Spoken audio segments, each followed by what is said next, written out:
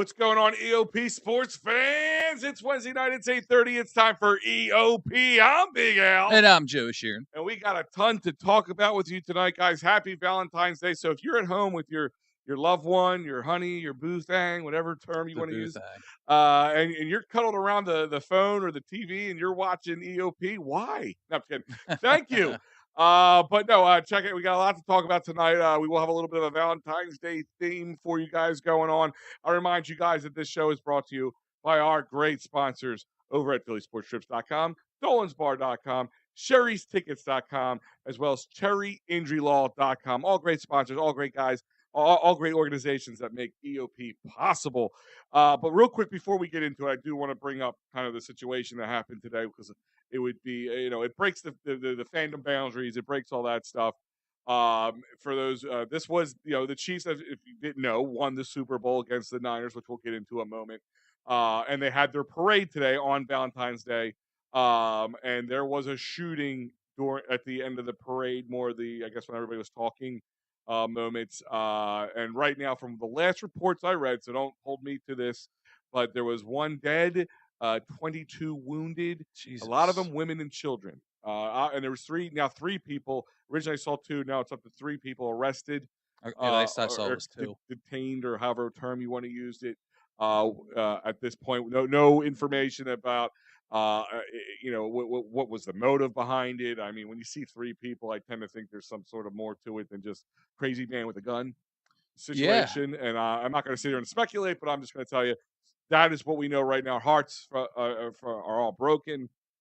I remember I was just doing a show earlier, and I said, listen, I brought my kids to the 08 parade for the Phillies. I brought my family and kids to we did the 2017 parade. It's one of those places, one of those things that it should be only joyful. It should only be joyful. It should always be a safe. safe space. 100%. Yeah, safe space, like going to school should be. But we all know that's not the same as it used to be anymore. So, from EoP to KC, hearts or go out to you guys. And I do want to say to the Chiefs fans that were there, that were chasing these suspects down and tackling them, and saving a lot more people from getting injured, or or the worst case scenario of it, and losing their life. And so big kudos to them, and just such hateful acts. I mean, it's so hard to understand how things like this happen in the world, especially at a parade, in a celebration, something that's supposed to be so joyous. It's unfathomable how much hatred there could be in somebody's heart. And go out and no agenda is worth this. Yeah. I'll never understand it. I'll never want to understand it. But again, our hearts go out to them, and prayers and all that from Edge of Philly Sports, the entire Edge of Philly Sports family, not just me and Joe, but entire EoP family to Kansas City. Oh, and a lot of reports that some players were out there, trying to calm people down, helping the kids, keeping people from, who were maybe got separated or things like that while they're waiting for help to come. So, sometimes those things go not noticed, but they were noticed. So, like I said, trying to keep it upbeat moment here. It is Valentine's Day, so there'll be a little love theme tonight. And Joe, one thing before we get into, because we will talk about the Super Bowl, even though it wasn't a Philly Super Bowl, we still have to chat about it. Philly ties. There's definitely Philly ties with it. But I want to get into it with you, because there's one thing I can tell you that I love about this. I love the fact that the 49ers lost in this Super Bowl. And not just because I'm a bitter Philly sports fan. That's one of many reasons. But no, because it's called karma. Yes. Karma all the way through. All we heard since we beat them in 2022 NFC Championship game, that, if it wasn't for their quarterback going down, we would have won. They would have beat Kansas City. No problem. No problem. They would have beat Kansas City. Well, you had your opportunity and you blew it. Mm-hmm. And it goes to show you the arrogance. And I'm talking arrogant. I'm an arrogant person. This is arrogance at its finest. They fired their defensive coordinator today. You held Patrick Mahomes and the Kansas City Chiefs to 19 points in regulation time. And another reason I don't like Kyle Shanahan. Another reason. Not a big fan of him. I always thought he was too cocky. He reminds me of a more successful version of Chip Kelly. I can see that. It's my system. it's my system. It doesn't matter who you put it, Brock Purdy, Patrick Mahomes, it's gonna work. And then they fire the defensive coordinator who was not, if not the top defense in the NFL in 2022, 100%. 2023, after losing their defensive coordinator was it Houston, right? He went to Houston. Yeah. D'Amico Ryans, head coach. D'Amico Ryans went to Houston to be the head coach. Arrogance. And Deebo Samuel came up small. All that crap you talk, all that stuff you've been saying since last year. Oh, yeah. And even then he goes, somebody asked him during the Super Bowl, during the week leading up to the Super Bowl, do you feel like there's this new rivalry with Philadelphia and San Francisco? And he says no, because we don't, because when you beat a team as like we did, it's not really a rival. Right. He said because the game wasn't close, so yeah. he considers close games to be rival teams. So we're 1-for-1, bro. Except we did it in a championship game. You did it in a regular season game. Yes, and I think you nailed it with the word karma. Yeah. Dre Greenlaw. Yeah. Couldn't even, he got excited. The curse of Big Dom. He got excited and he did a little hop, skip, jump onto the field and he went down with an Achilles injury. And I jokingly in a post, Big Dom D'Alessandro, he was on the sideline before the game. And if they didn't replay that, he would have been investigated by the NFL for payback. But luckily that's not it. It's 100% karma. He was out. Deebo Samuel, he went out for a little bit with a little bit of an injury, but luckily he came back. I don't want to see these guys get injured. No. But it happens. Karma. You have George Kittle, who didn't do much. Brandon Ayuk, who didn't do much. Nick Bosa, who didn't. Nick Bosa had a nice game. Patrick Mahomes didn't have a great game. Yeah. But yes, 100%. It wasn't so much of a Chiefs victory that got us all, in our feels, all warm and tingly. It was the downfall of the 49ers. And here comes Patrick Mahomes and these guys just don't go away. The Chiefs, they just don't go away. In all 3 of their Super Bowl wins in the past 5 years, they've been down 10-0. Yep. They've been down 10-0. I felt so comfortable going into that second half. I did take the Chiefs. I did do the props. I did do the parlays. And guess what? I hit because I knew that they were going to get all these, in the second half, and it's exactly what happened. And then you have the let me ask you this. Mm-hmm. You lose the game, and then you come out and you say the players didn't know the rules of overtime in the playoffs / Super Bowl. So they wanted the ball first. But they what's the word I'm looking for? They settled for a field goal, so they knew that they were giving the ball back. If you knew that and you just thought that if you scored the touchdown, game was over, but you settled for the field goal, why would you even come out and admit that you did not know the rules of playoff overtime? It's asinine. It's they should all wear little conductor's hats because it's the excuse train that they ride that really pisses me off. Here's my thing. You already look bad, though. Why do you want to look dumber? Because they're dumb. Because they're dumb.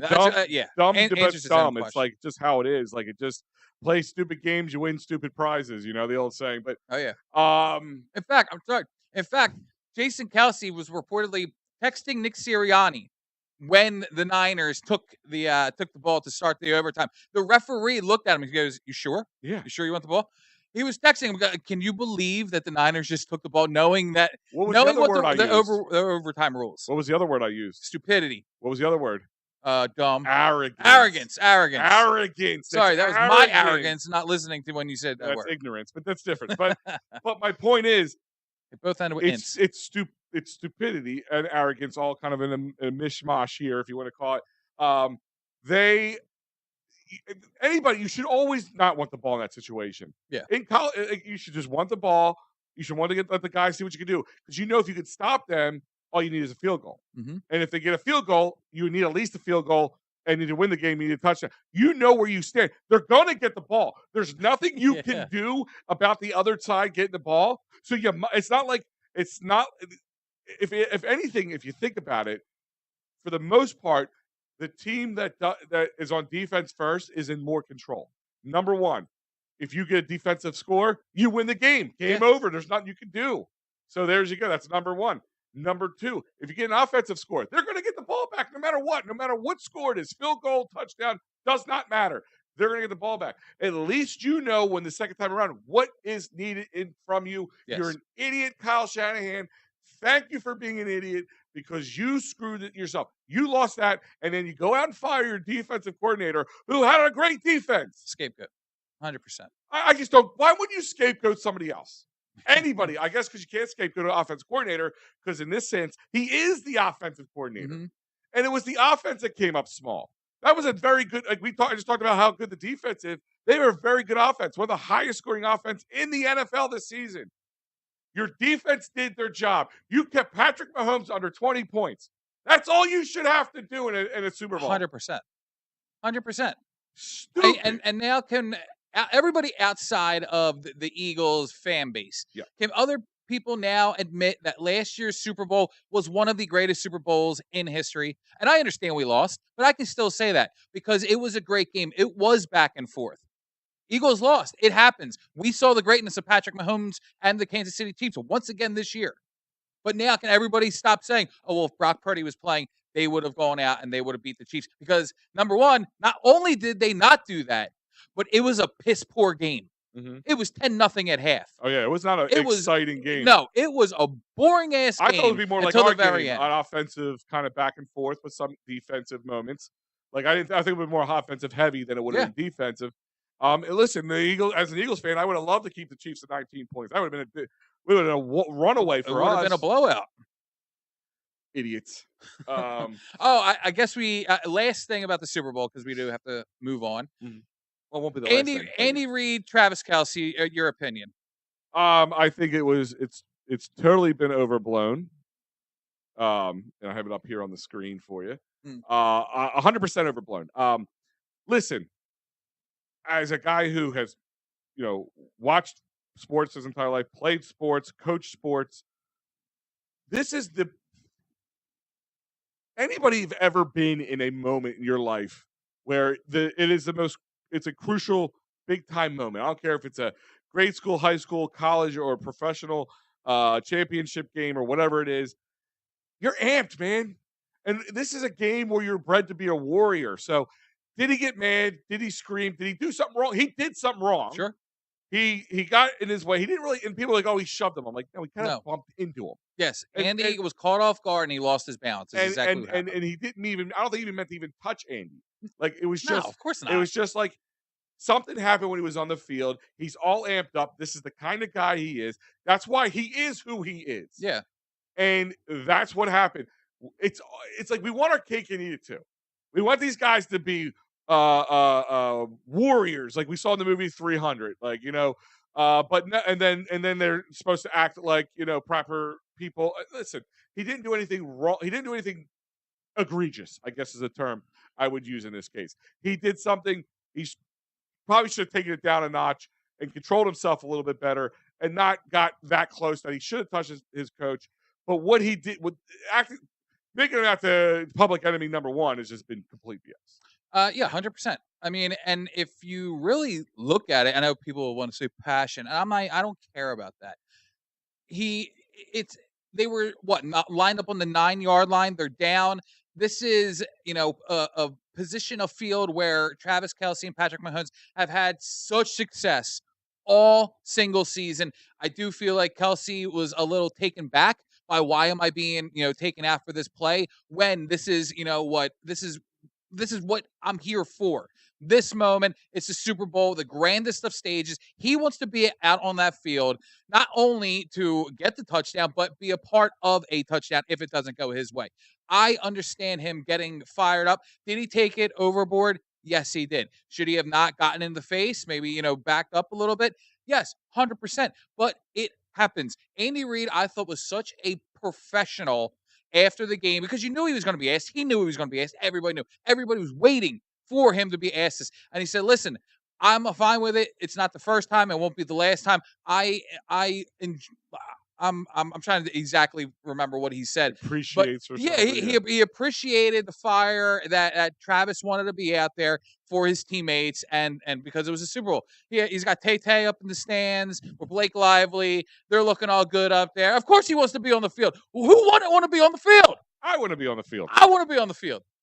But Tay and Blake up there. But and real quick before we go a little further, because it's a little bit more of the conversation here, I'll remind you guys it's brought to you by PhillySportsTrips.com and the Brazil trip. If you guys have been living in a cave, the Eagles are playing the first game of the season. It's a Friday game in Brazil. You can go with PhillySportsTrips.com. Go now. Yes, set it now. Get your money down. Get ready to put your name on that list because they will go fast. If anybody knows, that London trip for the Phillies is already sold out for most of it. The only thing that's going to be open are the parties and the tailgates. So these things lock up fast. Once in a lifetime opportunities, PhillySportsTrips.com. You got the Brazil game. You got spring training games. And I believe you might still have a chance to get some of the 2024 series game. That's this Saturday, February 17th at MetLife Stadium. Don't quote me on this. As of Monday, it was still on. I haven't checked since then, so I should have probably updated before I just said it. But still, check it out, PhillySportsTrips.com. Dude, how about this for a weekend, a birthday weekend? Birthday, September 5th. Eagles, home opener in Brazil, September 6th. Pearl Jam at the Wells Fargo Center, September 7th. Pearl Jam at the Wells Fargo Center, Monday, September 9th. It doesn't get better than that. So I guess you can't do the Brazil. And I can't do the Brazil. Yeah. And funny enough, there's actually a concert on that Sunday that I might go to as well. So are you going to go to Pearl Jam both times? Oh, hell yeah. I love you. As long as I get tickets, hell yeah. That's all. Well, listen, babe, it is my birthday. You know, it doesn't. My wife understands I don't miss Pearl Jam. It's an easy sell. Let's hit some of these real angry ants in the house. Hey guys, it's all BS with Travis Treats. Andy, if anyone did this, they would have been in the locker. They would be in the locker room. Well, that's another thing because you saw a lot of it coming back to like race and stuff like that. And I know the AJ Brown thing. It kind of looks like it was a fake account. I know that's what he's saying. Darius Slay is saying that as well. Very well could be because you can make your Twitter handle and name anything you want. Yeah. So someone could have done that. Even put a little fake check next exactly, to it. Exactly. It very well could have been that. But people are now saying we don't touch on this stuff a lot because we don't want to get into it. But a lot of people are saying it's white privilege. And I don't think, I hate how everything goes to that extreme. Like, it can't just be something, a mistake, just something that happens. There has been plenty of moments everyone has to put these underlining, titles to it. It's ridiculous. But there's been numerous times where guys were acting like jerks on the sideline, getting in coaches' face. We saw it in the Eagles at the end of the season. We saw these guys going back and forth. We see them yelling in coaches' faces all the time. White, black, Hispanic, doesn't make a difference.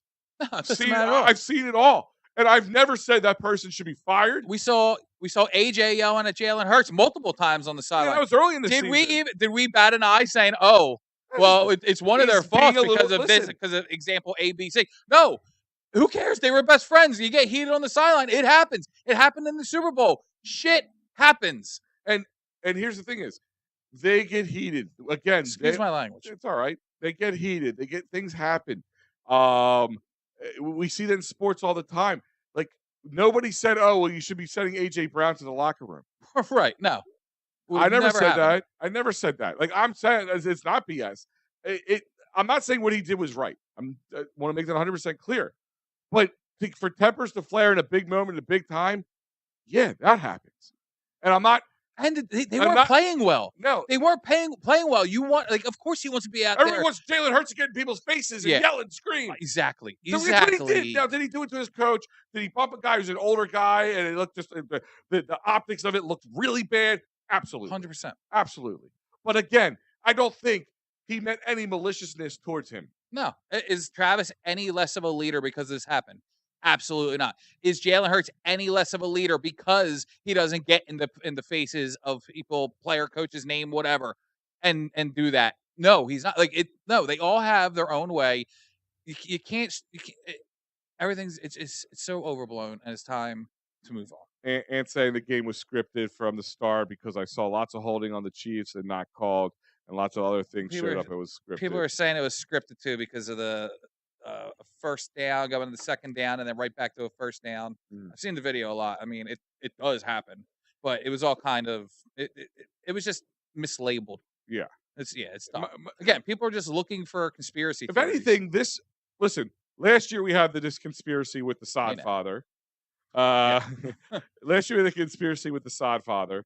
This year, last year we had the questionable holding call Mhm. or passing or whatever it was. Well, they actually brought that up this year too because there was a hold call Uh, in the game and it was not called, and people were side by side images of the Bradbury hold and this hold that happened this year, mhm. and the one that happened this year was a lot worse than what Yeah. Bradbury got called And they for. spent about 30 minutes talking about how they treated the grass differently this year, how they left it out in the sun a day longer or whatever it was, and they were I making think sure and they people were bitching and about all the that before Chiefs brought too. these extra their spike cleats, but none of them had to wear it because the grass was fine.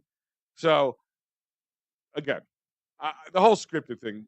Stupid. Do I believe that sometimes they want things to go because it looks better for them? Yeah, I mean, listen, is it just convenient that there's no more Tom Brady? So we need a new Tom Brady. So Patrick Mahomes is going to be that There's new no more Tom Bill Brady. Belichick either. Yeah, Yeah, that's pretty you wild. need a new Tom Brady. And speaking of our Bill Belichick, our Big Red, and I want to talk about love a little bit with you, Joe. I'm going to Yeah. go a little themed love, and one of the things I said to you was one of the segments we'll talk about a little bit is the I quit can't quit you segment. Yeah. There's those ones that got away that you wish you never lost.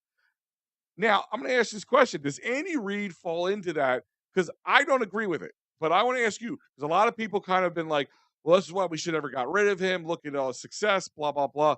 Joe, does Andy Reid fall into the I can't quit you segment? 150%. He's on my list. I have Andy Reid on my list Mhm. for that portion of it.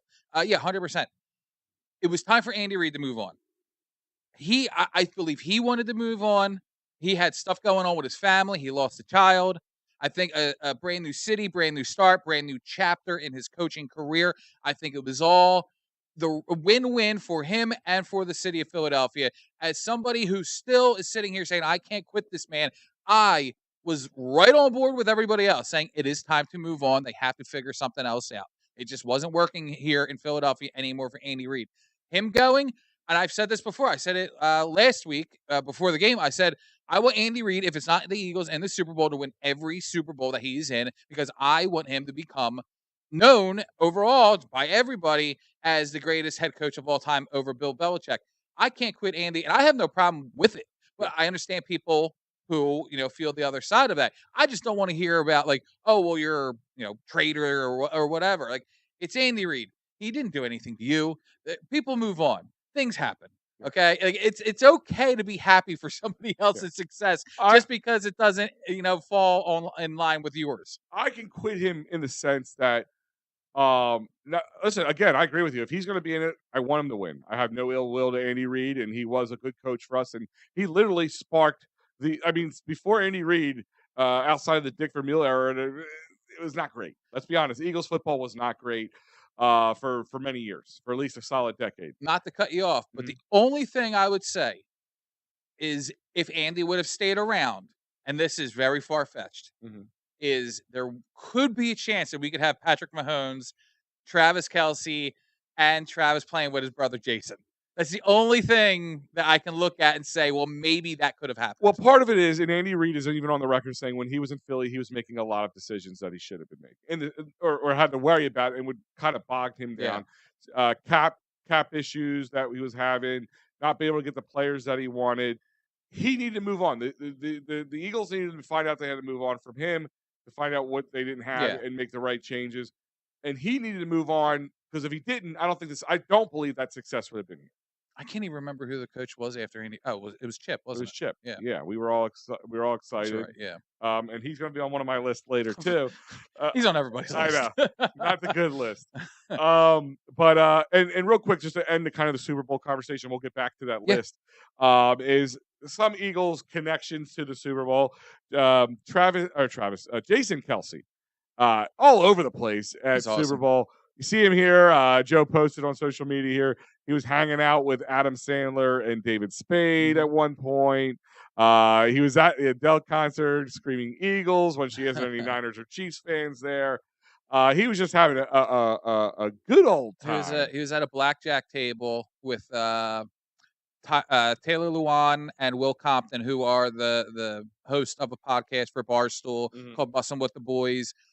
He was there with Tom Segura and Burt Kreischer. Yeah. Bo Allen was there, former Eagle. Baker Mayfield, and they just had this huge 2 tables of huge gambling, and I saw all the videos from it. I actually watched the podcast today, Bussin' with the Boys, with Tom Segura and Burt Kreischer, and they were talking very, very highly of Jason Kelce, and saying like he was an aggressive bettor. I can see that. He was aggressive, but when he would bet, he would just turn and like not watch, and but he would win every time. Yeah. And they said he was up like $6 grand, 10 Winners grand. win. Yeah. The whole table came out with winning a lot of money. But yeah, I mean, and then you see the Super Bowl party, and he says he didn't really get turned up until he found a luchador mask on the floor, and then yeah, we all saw the videos from that. So yeah. So some people complaining the fact that he was wearing the Chiefs colors, Chiefs stuff, the whole overall thing and all that. Get over it, people. That's how I look at that. Well, then become more of a fan of his wife. By the way, which is just awesome because she's from the area. She's awesome, and she's like, I just can't do it. She wore her Cincinnati Bearcats jersey or T-shirt or whatever it was, which is cool. All right, I'll support you, but that's as far as it's going to go. And that's where Travis and she wore not Chiefs for Travis. She wore Cincinnati Bearcats. Yeah, and both him and Jason went to Cincinnati. I just think it's cool. I love their dynamic. I think it's fun, and again, like just I'm glad he's having fun because you know why? I think the more fun he has now, he'll be back. I agree. One of my things is we all know that he sat down with ESPN and Fox when he was out there. Now, this is not anything to really, get oversensitive about. Things like this happen. I mean, we saw Tom Brady do it. He had a contract to start. In fact, it's not even until next year, but he had the contract before his last year playing for the Bucks. Played, took a year off. Now he's going into broadcasting. This could be something just like Jason, going in there, getting the feel for it, seeing if it's something that, networks would be interested in him for, and then he decides what he wants to do down the road. A lot of guys do this, especially nowadays. It's so common. I mean, Tom Brady signed a huge contract before he even finished playing football. Mm-hmm. I mean, it happens. Yeah. And Tom Brady hasn't done a lick of broadcasting. I mean, I think Fred's going to get a kick out of that. I know. I mean, I just think it's funny that people get so butthurt about it. Well, but Jason was heard when he was talking about the Eagles.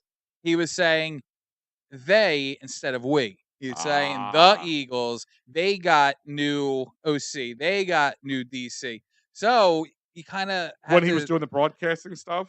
No, just it being interviewed. In an interview. He was not talking about the Eagles as he was a part of it. He was talking about them as third person. Oh. So, yeah. I mean, I don't get hung up on that. I've heard some people saying like maybe he's just like he's caking it up, kind of just being overboard with it to make people feel is he another promoting way. himself nowadays? Hell yes. Oh, he's everywhere. Everything he does is promoting himself. He knows that. Yeah. Whoever would have thought a center in the NFL would be the biggest? Like, I think you could go as like Patrick Mahomes, Jason Kelce.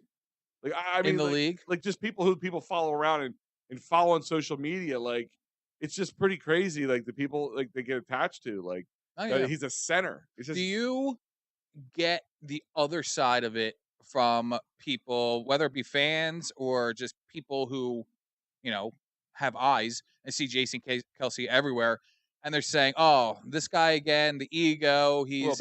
I mean, I get it, but if you don't know him well enough, I get it. Yeah, exactly. Like, I mean, if we saw the Raiders center all over the place, with Jason Kelce so bad. Oh God! And the fact that I know his Sea Isle house address is not good for him. I am joking. Stalker much. I'm joking about the not good for him part. I do know where his house is. I know where you sleep. Well, I guess technically. Real quick, because we're going to get into one of our segments here. I want to remind you guys that this is brought to you by CherryInjuryLaw.com. That's right, David R. Cherry is a man with a plan. If you get hurt at work, motor vehicle accidents, personal injury, criminal law, David R. Cherry will help you with your legal issues at 610-565-0300, CherryInjuryLaw.com. Call Dave Cherry directly at 610-565-0300 or go to CherryInjuryLaw.com. I know the Sixers game are at commercial right now, but they're a pretty close game right now. That's why I lost track for a second because I saw a disgusting shot from Tyrese Maxey there. Threw me off. But like I said, a little bit of a love theme here this week, and I guess we'll start with it because I kind of talked about it. The "I Can't Quit You" segment. Let's jump in. And what I mean by "I can't quit you" for those people, like guys who, there's moments, either moments or players that you wish stayed around longer than they should have or they did, and because you think it could have made a difference, and just kind of like we're talking about Andy Reid, like he could fall into the "I can't quit you" segment, but at the same time, I still believe if Andy Reid didn't leave, he still would have the success he had as much as he has to this 100%. date. So I'll start with one of mine, Joe. And my one is some people call me a little nuts for this one. This is one I call "I Can't Quit You" because it's the moment in time, not the player as much, but he is an Eagles favorite from the early 2000s, Jeremiah Trotter. And I'll tell you Okay.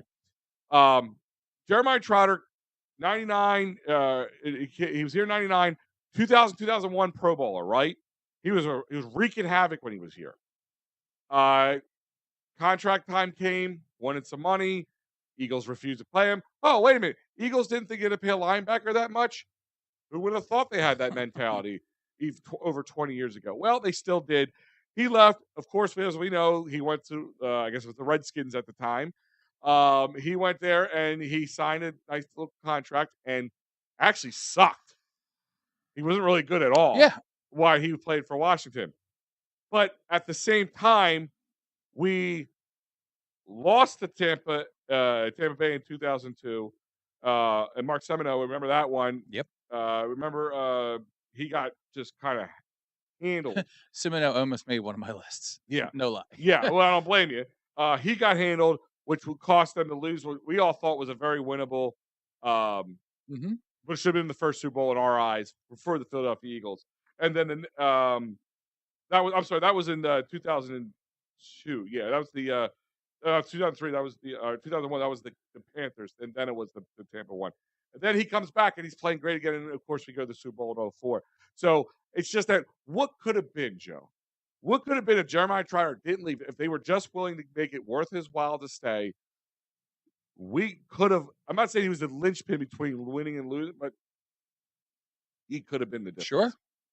You got one for me, Joe? Yeah, I'm gonna go with Clifton Pfeiffer Lee of the Philadelphia of the late 2000s. I mean, they didn't get Roy Halladay one year. They went out and they got Cliff Lee. Cliff Lee came out and he was Cy Young material. Mm-hmm. And then for whatever reason, Roy Halladay becomes available the next season, and they trade Cliff Lee.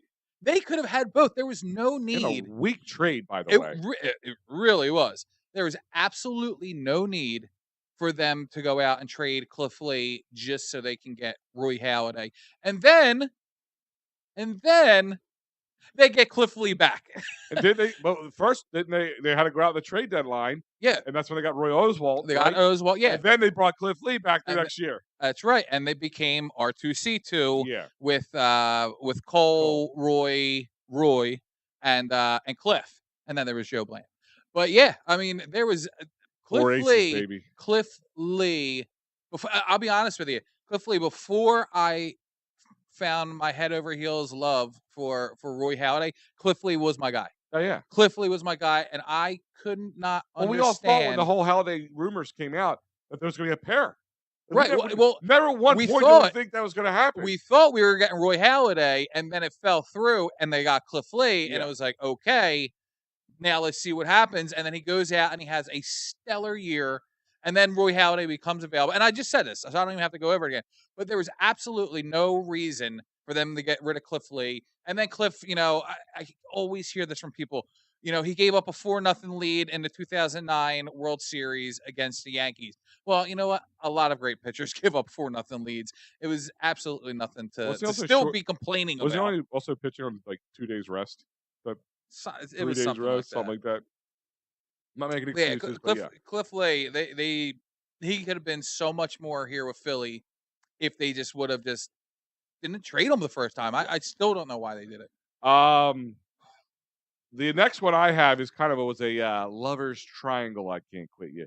It was between two players and the fans. Okay. All the fans wanted this relationship to continue, but the two players couldn't get along. Terrell Owens, Donovan McNabb. Terrell Owens couldn't quit you. We all know what could have, should have. The man played Mhm. injured and played stellar. He only think about it. He only played 14 games. 14 games, right? 1,200 yards, 14 touchdowns. He was able to make it back and play injured in the Super Bowl and played really well. Like, but we couldn't make it happen. Like, I don't get it. Like, there was a relationship that could have finally got us over the hump and got that Mhm. first Super Bowl. Maybe kept Andy Reid here. Think Maybe. about it.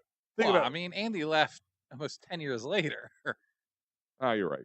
You're right. All right. But it would have got, I I'm mean, they saying, even went back to the NFC Championship game in '08. well, I'm saying if you got that, you would have got over that hump. I mean, like maybe, or maybe you're wrong. Yeah, probably a little too close. But my point is, or too far away. But my point is, it really changed the trajectory and then made us kind of keep like always being the bridesmaid, never the bride. Like being an NFC championship game, being Mhm. perennial playoff contenders, but just and just never having that really good wide receiver. Like that star. Like we look at it now with AJ Brown, like we kind of compare the two a little bit, but we really haven't like no offense to like Jeremy Maclin. We've had Deshaun Jackson, which we'll talk about in a moment, but you had D Jax, who, of course, we left in a weird situation with the Eagles and, of course, Chip Kelly.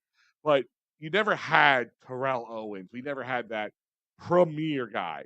And we had him and we let him go because of him and the diva quarterback we had couldn't Well, get along. well, Terrell Owens is on my list as well, and I'm going to piggyback off of what your reasoning is. Yeah, it's largely because of Donovan McNabb that all that contract stuff went on because Donovan McNabb got himself involved with Brian Westbrook's contract, Mm-hmm. and he went to the top brass and said, "Pay him, give him his money."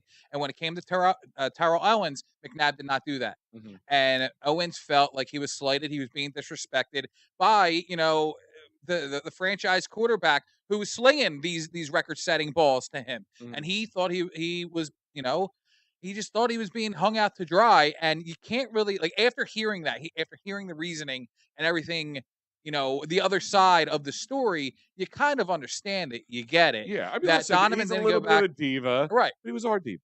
Right. Yeah. But now, I mean, you're already hearing, or you're also hearing things just a week or two ago from Asante Samuel about Donovan McNabb and how Donovan McNabb was a big kind of cancer in that locker room where he wasn't disciplined, and that was kind of a knock at Andy Reid, and he could just get away with anything, and players looked at him, side eyed, look in a different light.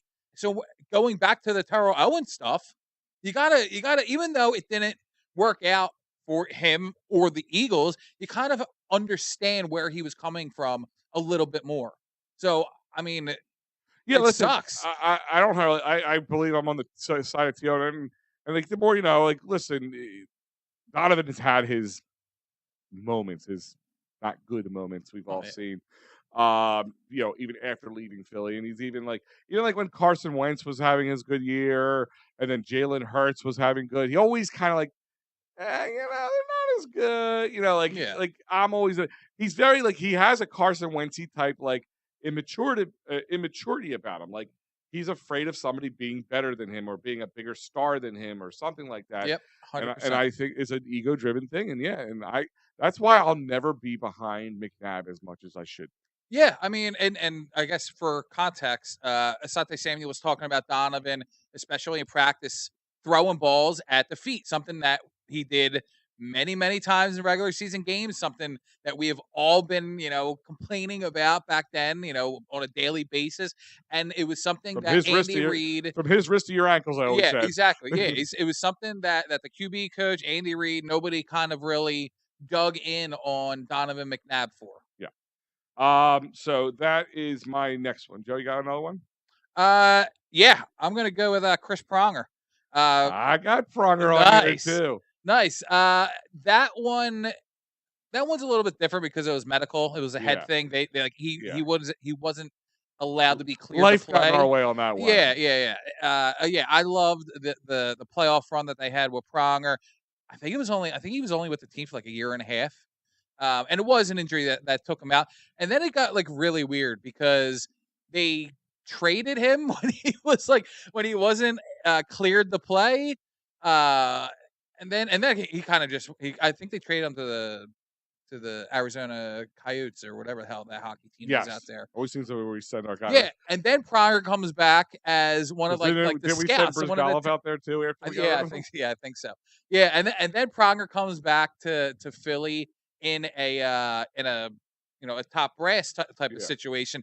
I think he was doing the scouting. It might have been a little bit more involved, Batter by it, isn't but I remember being at the NHL draft at the Wells Fargo Center Oh, yeah. and looking down at the Flyers table. It was him just head and shoulders above everybody, and then the little pipsqueaks who run everything else around them. Yeah. But yeah, Chris Pronger, Very good one. me and my buddies, we went around saying the Flyers was stronger with Prongbone. I don't know where Prongbone came up. It came and it stuck. But yeah, that's somebody. And you know what? I don't feel like the Flyers ever really had a big, athletic, but also tough defenseman like that who can play, who can actually play and be a difference maker for their team. So I mean, he was something different that the Flyers never had, in my opinion. I alluded to my other ones a little earlier, and it kind of comes back to a guy who made a different list that we'll talk about in a little bit.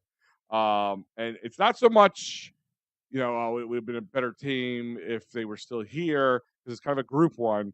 But the whole Chip Kelly situation when he just started getting rid of players and the Eagles organization with the whole Deshaun Jackson thing. So when here comes Chip again, a guy I talked about. Hey, it's not the players, it's my system that works best, like Kyle Shanahan's doing now. But what would have happened if we had LaShawn McCoy and D-Jax a little longer? What could have been? Yeah. Is my question. Instead of it just going and giving away for, in my eyes, absolutely nothing. The only thing I'll say about the LaShawn McCoy, I know that's we're not talking about him. Yeah. The only thing about LaShawn McCoy was they did get Kiko Alonso back in that trade, and Kiko at that moment was the next big thing. Yeah. And it just didn't work out. Yeah, and it's because they just didn't care about defense. Yeah. And that was Chip Kelly again. Chip Kelly didn't care about defense. He figured, just put defense again, my offense will kill you by 1,000 cuts, like type situation. Just slice and dice you. And it did not work. He was coming in as that guy who was just the best. And the sexy coach of the, coach available type deal. Which we'll get into that in a little bit. Well, I was going to say, since you're already talking about Chip, let's go on to that next topic next. But let me just give my last one for the I can't quit you, and it is somebody from the team that we are watching right now in the Sixers, and that is Jimmy Butler. Jimmy came here. He's my Sixers one. It was so exciting when the Sixers traded for Jimmy Butler. Still remember where I was. Still remember who told me. My wife was like looking at her friend like she's like, the Sixers just traded for Jimmy Butler. I was like, what are you talking about? Jumped on it. And it was so damn exciting, and it lived up to the hype. It was awesome watching Jimmy Butler here. And then it comes to the contract, and for whatever reason, the Sixers were only willing to give a 4. He wanted a 5 max, and it's hard to believe that they couldn't just give him that extra year. They ended up maxing him at 4 for the trade, and then they ended up coincidentally maxing out Tobias Harris, who we are waiting for him this season to get out of that contract. And even this trade deadline, people were saying, me included, hey, what about Jimmy Butler? That's just my own fandom wanting him to come back. Yeah. But Jimmy Butler, the man, I can't quit. You still got 2 years on the contract after this year. Yeah. And a hefty contract nonetheless. Yep. But no, he's definitely mine. Can't quit you. Like what it could have been, should have been this relationship. I would have loved to see what happened. But as Joe alluded, we have another topic on that Valentine's Day thing. But we're talking about Philly toxic relationships. Yes. The ones that just seemed good in the beginning, maybe, but turned out to be a whole bag of poop. And we've already talked about one a couple times now on the show. But Chip Kelly, man, that's the first one. I'll give you the first of that one, and I'll move into another one. But Chip Kelly is that guy. We thought he was going to be revolutionize the NFL, not just the Philadelphia Eagles. He had all these ideas and health and hyperbaric chambers and fruit smoothies, you name it. He had ideas were terrible. Just and his arrogance and his ego, and they got him fired. Not even finished his third year. In his first season, he was good. He had a really Yeah. good first season. They're all like super jacked up. Then the second season, he still made the playoffs, but you start to see the warts. And then that's when he started the second season when they did the whole Kiko Alonso and the trade and kind of revamped the whole team.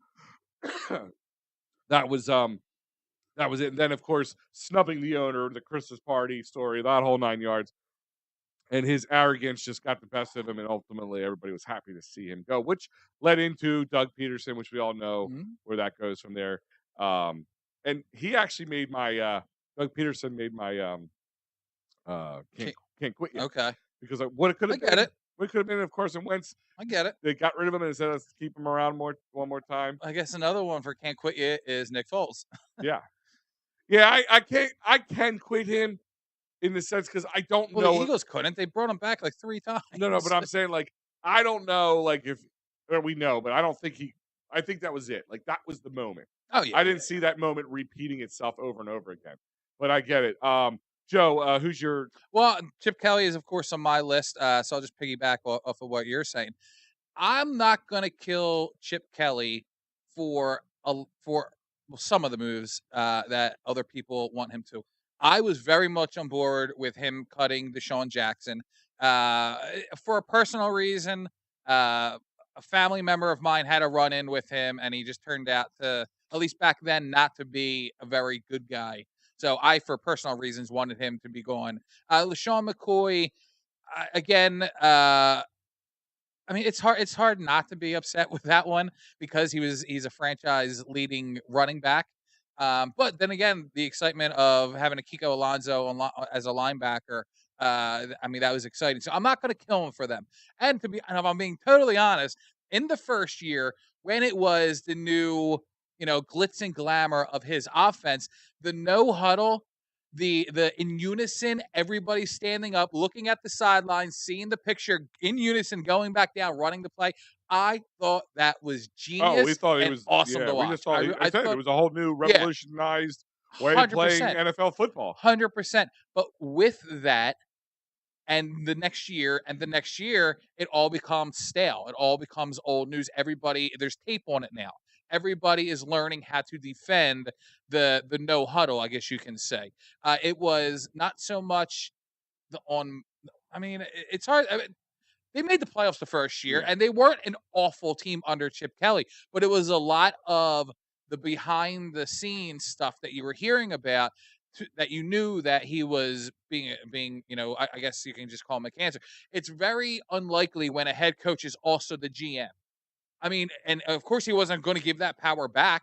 And that's, Haley gets put back into a closet in the corner for Chip Kelly. And then within, 2.5 years, Chip Kelly's out.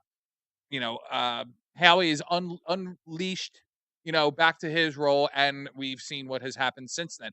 So I'm not going to kill Chip Kelly for the moves that a lot of people kill him for. He's going to be killed for everything he does, just for the way everything. Right. So the thing is his idea, it got busted after a year, after people got tape on him, after how do you beat? Like, listen, how do you beat the hurry up offense?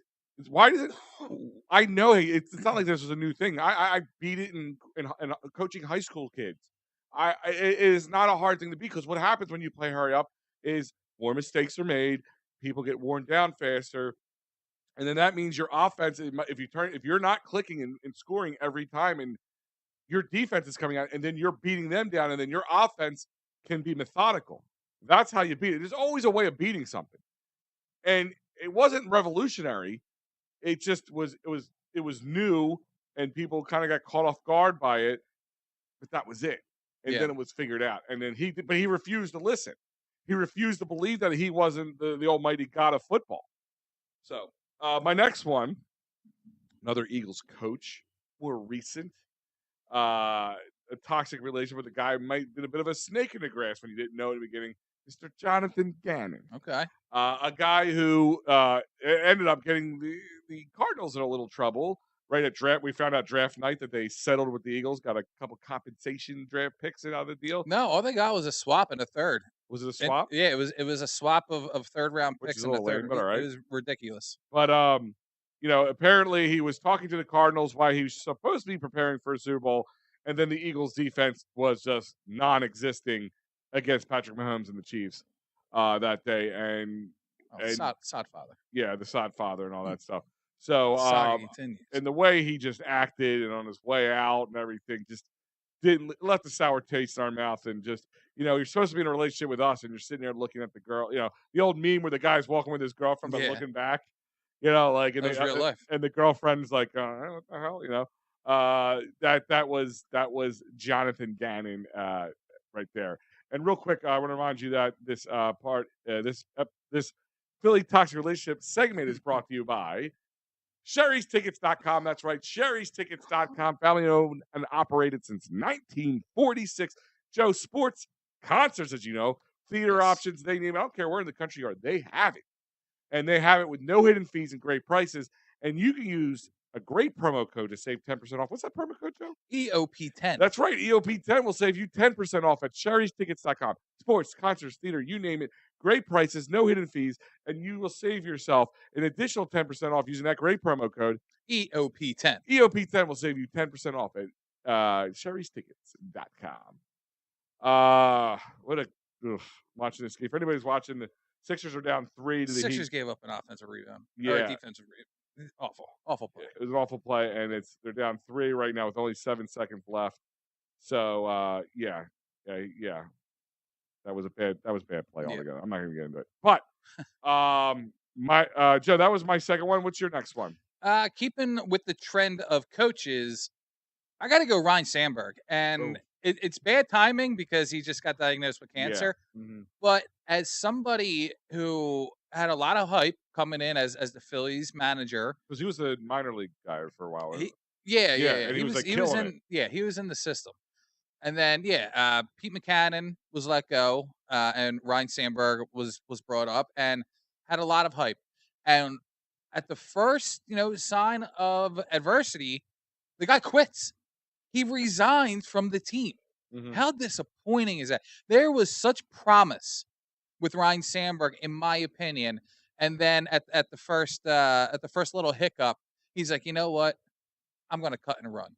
I'm not built for this. Like, you know what?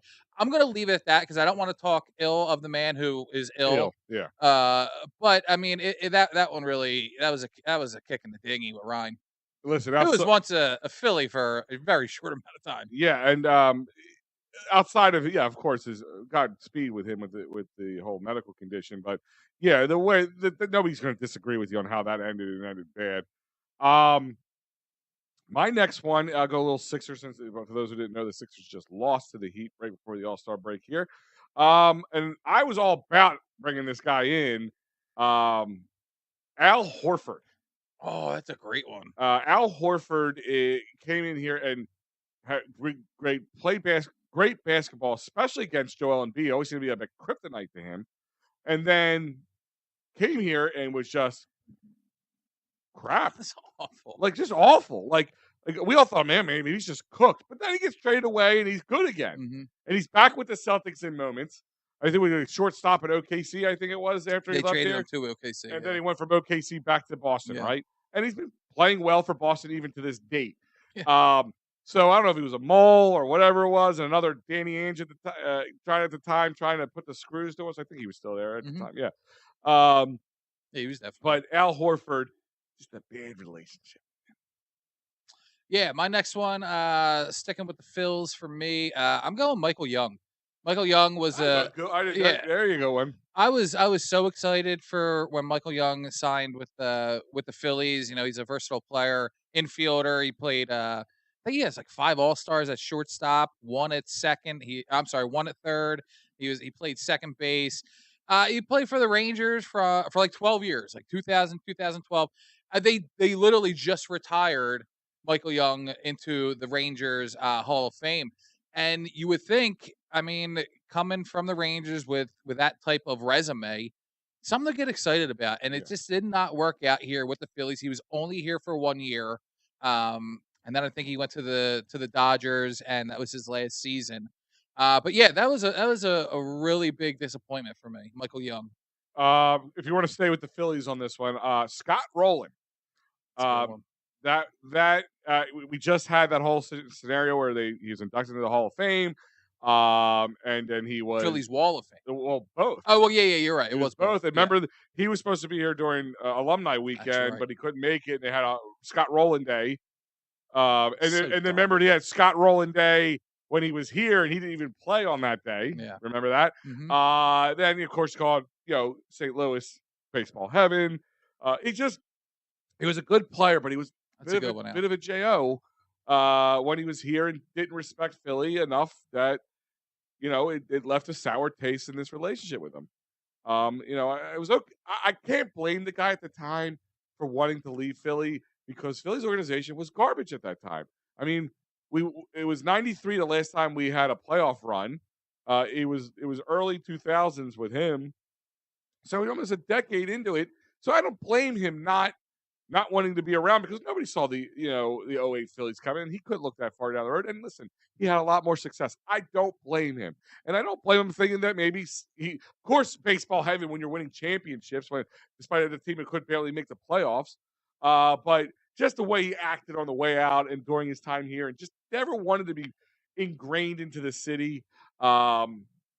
Just and I think that relationship with Scott Rowland can get better with the fans over the time. I don't think so. I think I even see it a little bit now that it's not as tumultuous as it was. I mean, the guys that were like our age when he was here, they still hate his guts.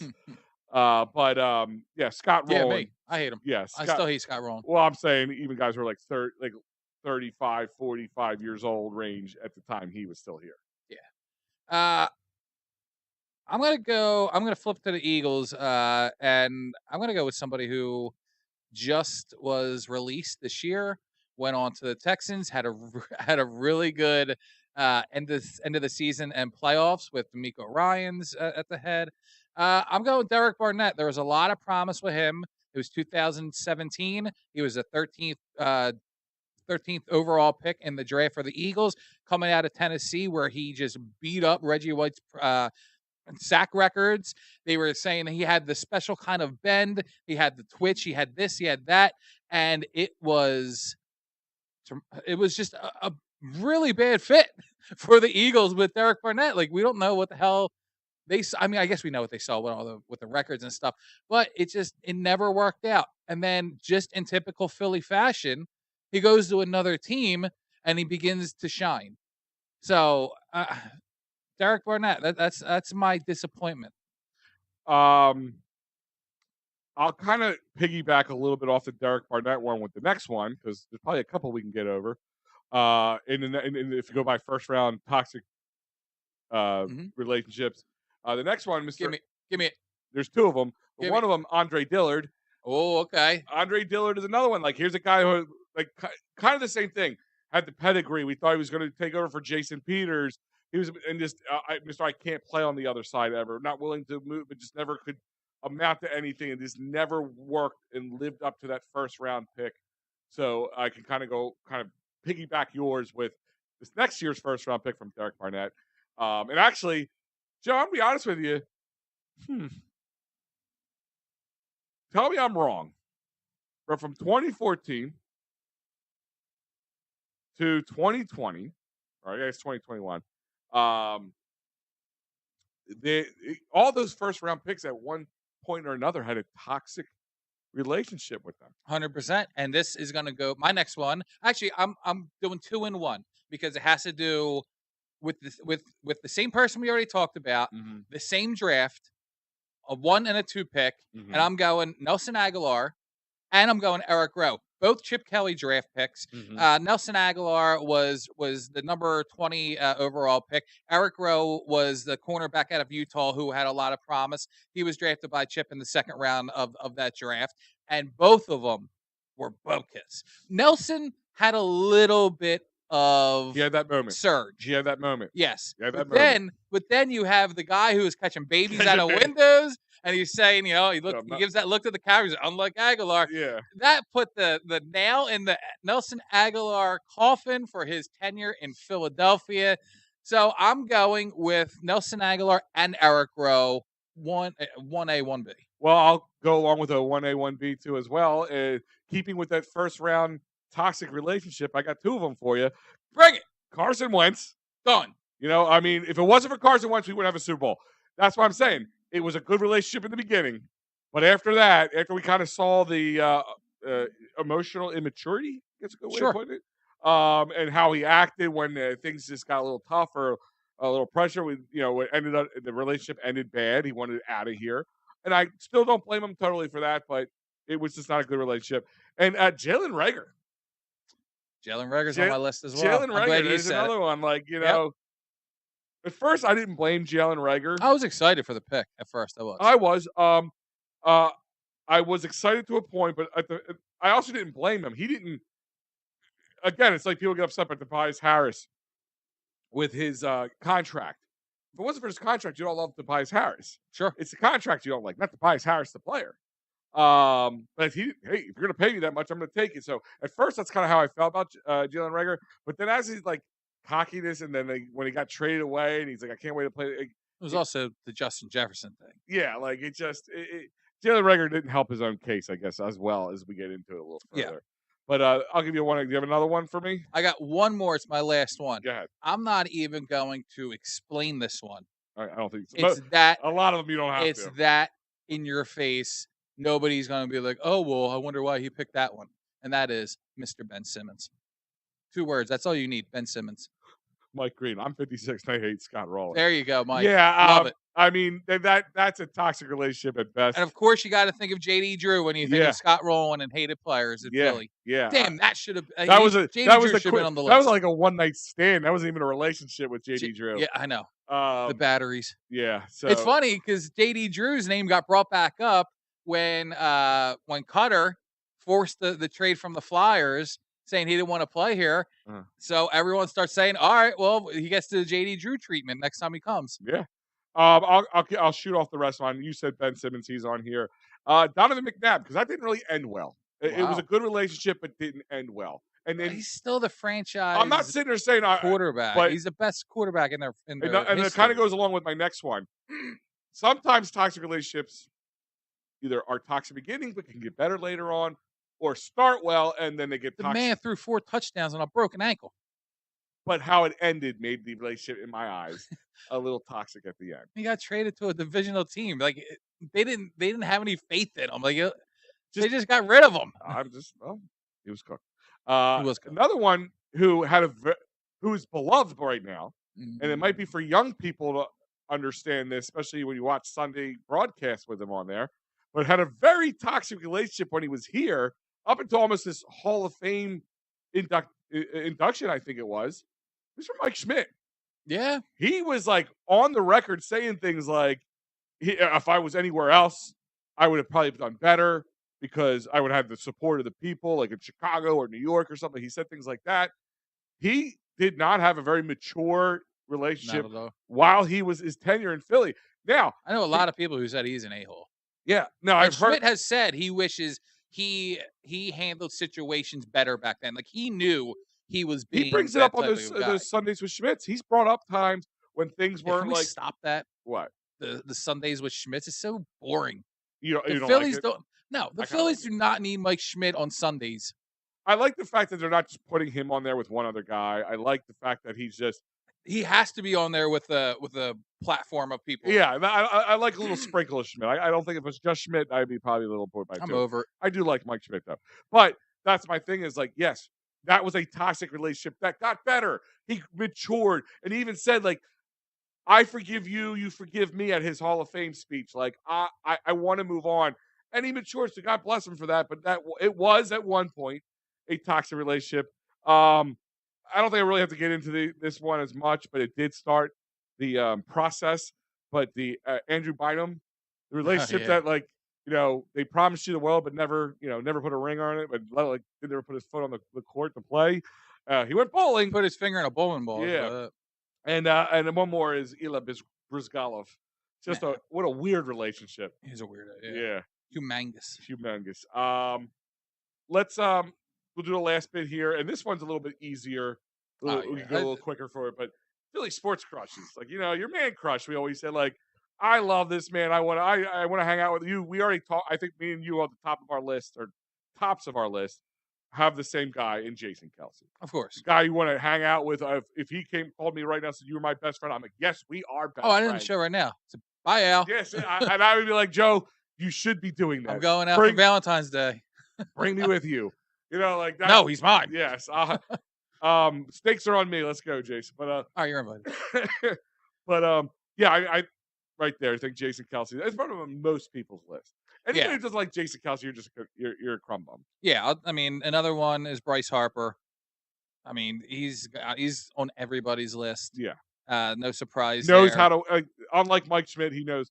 He buys into the city. He took the anti-Mike Schmidt classes. 100%. I swear to God, I think Mike Schmidt, if he wants to make extra money, he can just do that. Things you shouldn't do. Watch this tape. This is what you shouldn't do. Play good baseball. Don't be a dick at the same time. Yeah. Bryce Harper. Bryce gets it.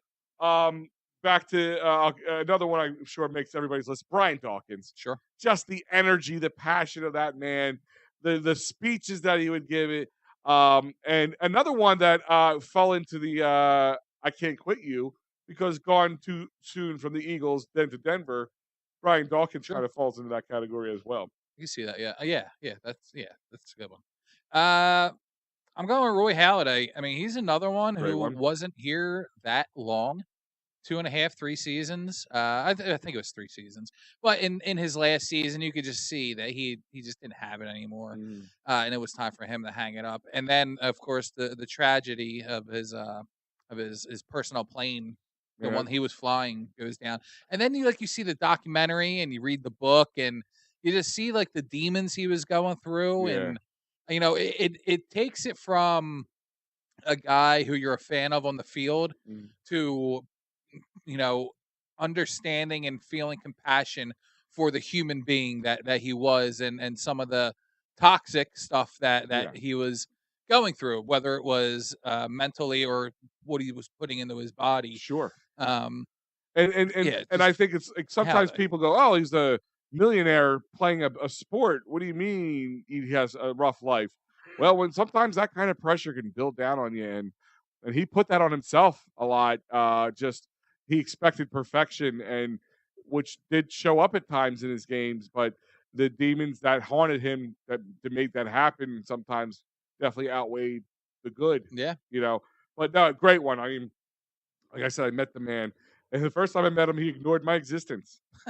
And I had, I think it was Ryan Matson who said to me, because that's just who he is right now. It says, I went to St. Louis to watch him pitch. I was out in St. Louis they're playing the Cardinals, 2010, I believe it was. Okay. Yeah. Sounds about right. And I believe it was Ryan Matson. Yeah, now I think of it. I was going back to my room after breakfast. It was early on, and there he is. And I go get him, Roy, or something dumb. I remember saying like, "What an idiot! Why would I say that?" And he just kind of looked at me and looked back and just kept walking forward like the Terminator, like just cold stare. And I'm like, and I didn't even go like, "What a dick!" I kind of like, I'm like sitting there going, "Yeah, I get it." And then Max is like, he's in the zone, bro. This is him. He'll talk to anybody right now. So great one. Of course, if you want to stick with the Phillies theme, and we said I have just to say it. Chase Utley. Just say it. There Silver it is. Fox himself. There it is. Mr. Chase Utley. I think he's in London being knighted right now. As we speak. We've all said it, Joe. Sir Chase Utley. We've called him our man crush on numerous occasions. Hell yeah. When he was playing here, we were doting over him. When he left here, we were still doting over him. We want him to become a coach here so bad. He has still to this day my favorite baseball play, my favorite heads up baseball play ever, and it was in the World Series. Yep. It was the fake from second base, and he threw it home to save a run that would. It was to save the run that was right before the ending of part 1. Yeah. And it was to this day, it's so heads up that he had the balls to do this. Well, it was just fantastic. I think what made him such and I don't think he tried it, just it's him. Yeah, oh yeah. It wasn't 100%. Like, all right, Jason Kelsey's a cool dude, likes to party. Brian Dawkins is a passion warrior man on the field. Oh, he had Bryce the Harper gets the city. He had that all. He yeah, was the total package. And then of course, just like Jason Kelsey, who had this amazing yeah, speech when they won a championship, he did it first. he did. He did. He dropped that F bomb on live TV, and we all went nuts. We all lost it in that stadium and forever ingrained him. If he was not already ingrained, he was forever cemented into us. Well, if you don't remember an All-Star game, I can only imagine it was in New York, probably maybe even Shea back then, if Shea was still open. I'm pretty Okay. sure it was. But Chase comes out for the All-Star game, he starts getting booed, and you hear him clear as day on TV go, "Boo, F you." Yeah. And that was great. Boo F Yeah, you. and then just a couple years ago, we saw that some of his game played bats was given out in for an auction, Mm. and on all of his bats, it had "FU" engraved in them. Yeah. So I He mean, he was just just had that guy. that killer instinct, Yeah, but he was so cool about it. It didn't and he loves dogs, you know. yeah, that too. Um, one I'm developing one. I'm not saying I'm developing. I think a lot of people have already developed for in current players. Tyrese Maxey, That's just a good one. loving this That's a young good one. kid. I see so much potential with him for into the future. He's having fun, and then of course, just recently, the video of him at the end of the game in Cleveland, right? Yeah. Where the young fan was Yeah, crying because he got so emotional because he got a chance to meet Tyrese Maxey. yeah, that's cool. And like he was just so he saw that and went over did like he wasn't like just taking opportunities in this like photo ops with people and this guy started crying or kid started crying. He saw it from across and went over and like, oh, what's up, man? What's going on? Like he was worried about him. And that was cool Yeah, to me. And like that was like I'm yeah, he like took a uh, selfie. I was like, Tyrese, I Yeah, that's love you. cool. I love you, Tyrese, and now I have a man crush on you. So yeah, Tyrese Maxey, if I'm keeping with a more young and current player. And of course, if I'm going to stick with the Sixers, AI. I mean, everybody loves Yeah, AI. AI is on the list. Just for me to wrap up my Phillies, Pete Incaviglia, Oh, Inky. Inky because it holds a place in my heart because back in '93 when you and I both admittedly our fandom for the Phillies and our Mhm. love started. I remember Pete Incaviglia being my mom's favorite Philly. Oh yeah. So I mean, so he's always stuck out to me as somebody who I have in my heart from that team. But I'm gonna of course, Allen Iverson, Joel Embiid, but I don't, Mhm. that's ongoing, so I don't really want to put them on the list. Sure. But I'm going Flyers. I have three. Claude Giroux, which is If we have self-explanatory. the same three in a row, I Probably not. okay. Probably not. Okay. My next one is going to be Keith Primo Great because one I remember back in high school the 5 overtime game how against Pittsburgh. we were Oh, all in my buddy's basement until that goal was scored. Walked home. was that like We didn't. 1:30 in the It morning? was Was it? very very late. Yeah. Like our parents like for whatever reason they knew what was going on and Mhm. they're like you probably shouldn't be out this late on a school night, but it's okay. And then I remember the next day in school in like homeroom, we all have our heads down on the table, and the teacher's like, "You guys stay up for the Flyers game?" And we're like, "Yep." And he's like, "All right, it's Same okay." scenario Yeah. with me. I mean, I was at a friend's house. I'm on the phone with a couple people. My mom's mad as hell. I'm on the phone Well, at yeah. midnight and later. And but it's funny though. I was in my first class was my science class, and I remember it was me and three other guys or four other guys, and two of them were actually on the hockey team, so hockey fans Okay, nonetheless. yeah. And we're all down, eyes closed. I think even one of us, me, was snoring I'm sure I at one was. point. And my science teacher, Mr. Lyons, goes, "How many of you guys are the Flyers fans?" Gee, let me guess. Right. You know what I mean? And yeah, dude, that was just what a. I didn't want it to end. I know. And then funny enough, the next game in that series was the bench clearing brawl that lasted for like 30 minutes. It was Yeah, fantastic. But my last flyer is Scotty Hartnell. great one, I great one. loved Scotty Hartnell, the hair, the attitude, the Hartnell down. He was always Hartnell down. flopping around. He was always down. The interaction with the Hulk Hogan guy during the Penguins playoff series when he was going like that and and all that like everything about Scotty Hartnell in that Flyers era was just top notch. Yeah, And I mean it's great that he's still a part of the Flyers family doing the pre and post. yeah. So I love his hair. Scotty. I love Yeah, how his hair exactly. he's just a unique guy, which makes him that much fun. And definitely one of. I'm going to give you 3, but you have to do these 3 together sometimes. I mean, you probably already know what I'm talking about when I say it that I way. think so. Early childhood would Of course. really turn us on to Flyers hockey. During a great run of Flyers hockey, we got Prism. burnt orange Flyers. That's the color of their back too. And the Legion of Doom, Joe. All 3 of them: Leclerc, Lindros, Renberg. Just how were you not in love with those guys? They just 100%. epitomized things that we haven't. I feel like the Legion of Doom like altered a little bit. It changed. Like Brind'Amour was in there. Brind'Amour was in there, but that's because Renberg was traded. Remember, he was I traded think away. Recchi was in there at one point. Brind'Amour came in. I mean, they kind of did that one, the whole like marketing for the Legion of Doom. But the original Legion of Doom was Renberg, Leclerc, and Lindros. Yeah, 100%. Then I think Renberg was traded away like after 3 years of it. I think that's when Brind'Amour came, but Renberg came back like 3 or 4 years later, but it was kind of, he never made the top lines or anything. But that line was so dominant. I remember, dude, I had about like 3 Legion of Doom T-shirts. I had the shirts for They sure. were the cartoon characters of them and all that. But yeah, Legion of Doom, all 3 of them together, definitely man. I mean, separately, you have a man crush on them. I mean, I remember what was it? Lindros, was it? The year, I think it was the year before they made the cup run in '97, so it was 95, 96. He had like 115 points that year. It was like something disgusting. Sure. And we're just like, that's when we're like, oh, we got the guy. We're good. Like, this is it. Unfortunately, health wasn't always there. Head injuries didn't play well for him in the long run. But yeah, those 3 together, man, that was a throuple. Yeah. Right there.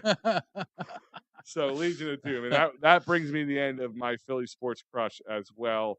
So guys, I hope you like these Valentine's Day themed moments here for you. But we're gonna run through because we got a little bit more to cover.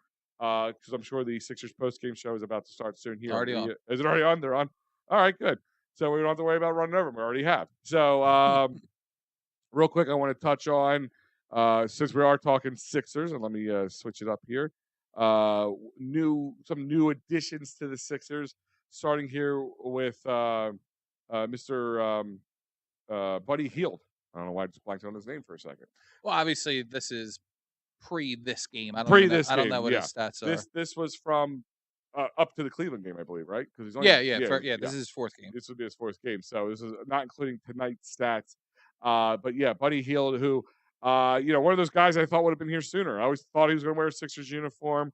There was the rumors that he'd be coming over with Halliburton for Simmons instead of Harden, which I still think if that was a possibility, why it didn't happen is beyond me, because you still could have had Harden the next season. But what do I know? He put up 22 and 10 assists tonight too. Yeah, no, he had a good game too. I know. Jesus. I looked it up right before we started, Joe, at 8:30.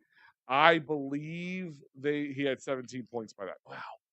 So, and that was late 22. Into the game. He already had 10 assists too. Yeah, and imagine if that with Joel Embiid healthy on the court. Maxey, of course.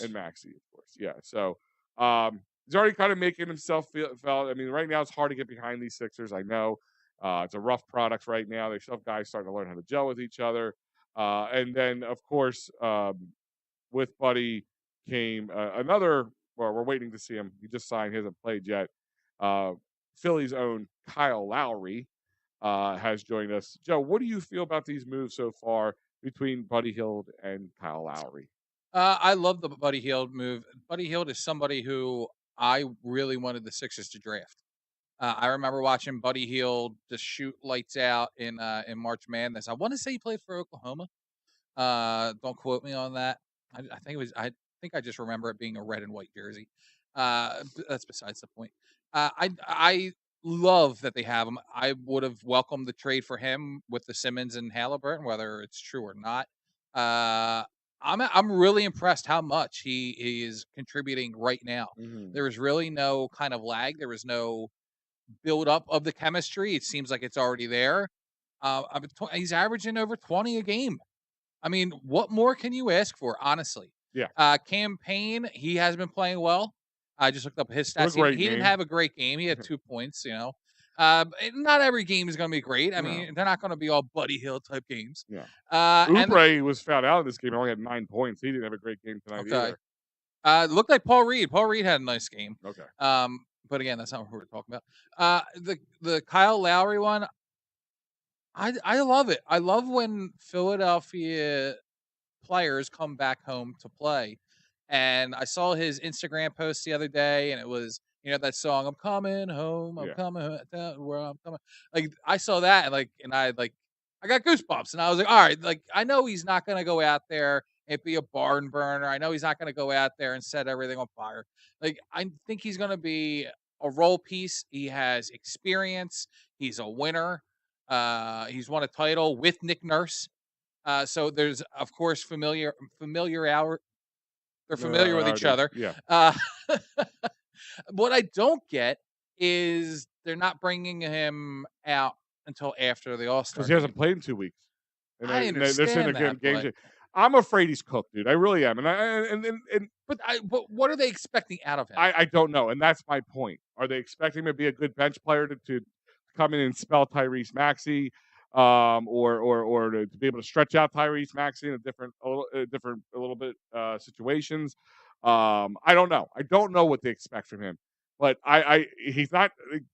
People make him out to be the savior. He's not going to be the savior. The guy was in. It took a couple of weeks in Charlotte and didn't play a lick of basketball while in there because they probably wanted to trade him away. Or that's let the him go. thing. Yeah. Like, there is a reason why he didn't play. It was either they were trying to retrade him, or they knew that they were going to buy him out and they need him to be healthy for that. Yeah. So I mean, Yeah, there's a rhyme to the reason.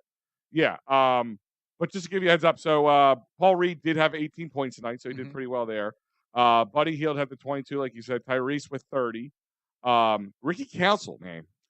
He's impressing. A little less than 23 minutes, 13 points tonight. So, hey, that's almost a point a minute. Yeah. Almost. Yeah, close. It's somewhere around there. No. It's ballpark. Yeah. Yeah. It's in the stadium. Campaign only had 2. Mo Bamba had 1 point. Well, I'm done him. I'm over Mo Bamba. Did you see the memes going around yesterday? No. Mo Bamba was number 7. Kyle Lowry is now going to wear number 7. Oh, yeah. So Mo Bamba went to number 5, and the memes started going around. Mambo number 5. Oh, That Lou Vegas song from back in the day. Yeah, Mo Bamba number 5. KJ Martin had 9, and Kelly Oubre did not have a great game. 32 minutes, only 9 points, fouled out of the game. So yeah, it just wasn't a great night. They didn't get a lot of stretch off their team. They had a couple guys who did really well. The bench was short too. I mean, the only other guys who had any minutes who were Quavion Smith with about 2.5 minutes, didn't get a point. Of course, Batum and Lofton Jr. didn't play, and that is about it. That's the rest of it. That's how like the bench was tonight. So, yeah, I mean, again, I hate to see if he comes back cooked and everybody just starts riding his ass. That's what I worry about. I like Kyle Lowry. I think he's going to play minimal minutes there's two, is. There's 2 players that the Sixers had on this team this year who I would have loved to have years ago. Well, Pat Bev and now Kyle Lowry. Right. But when I look at it is, God forbid something happens to Tyrese.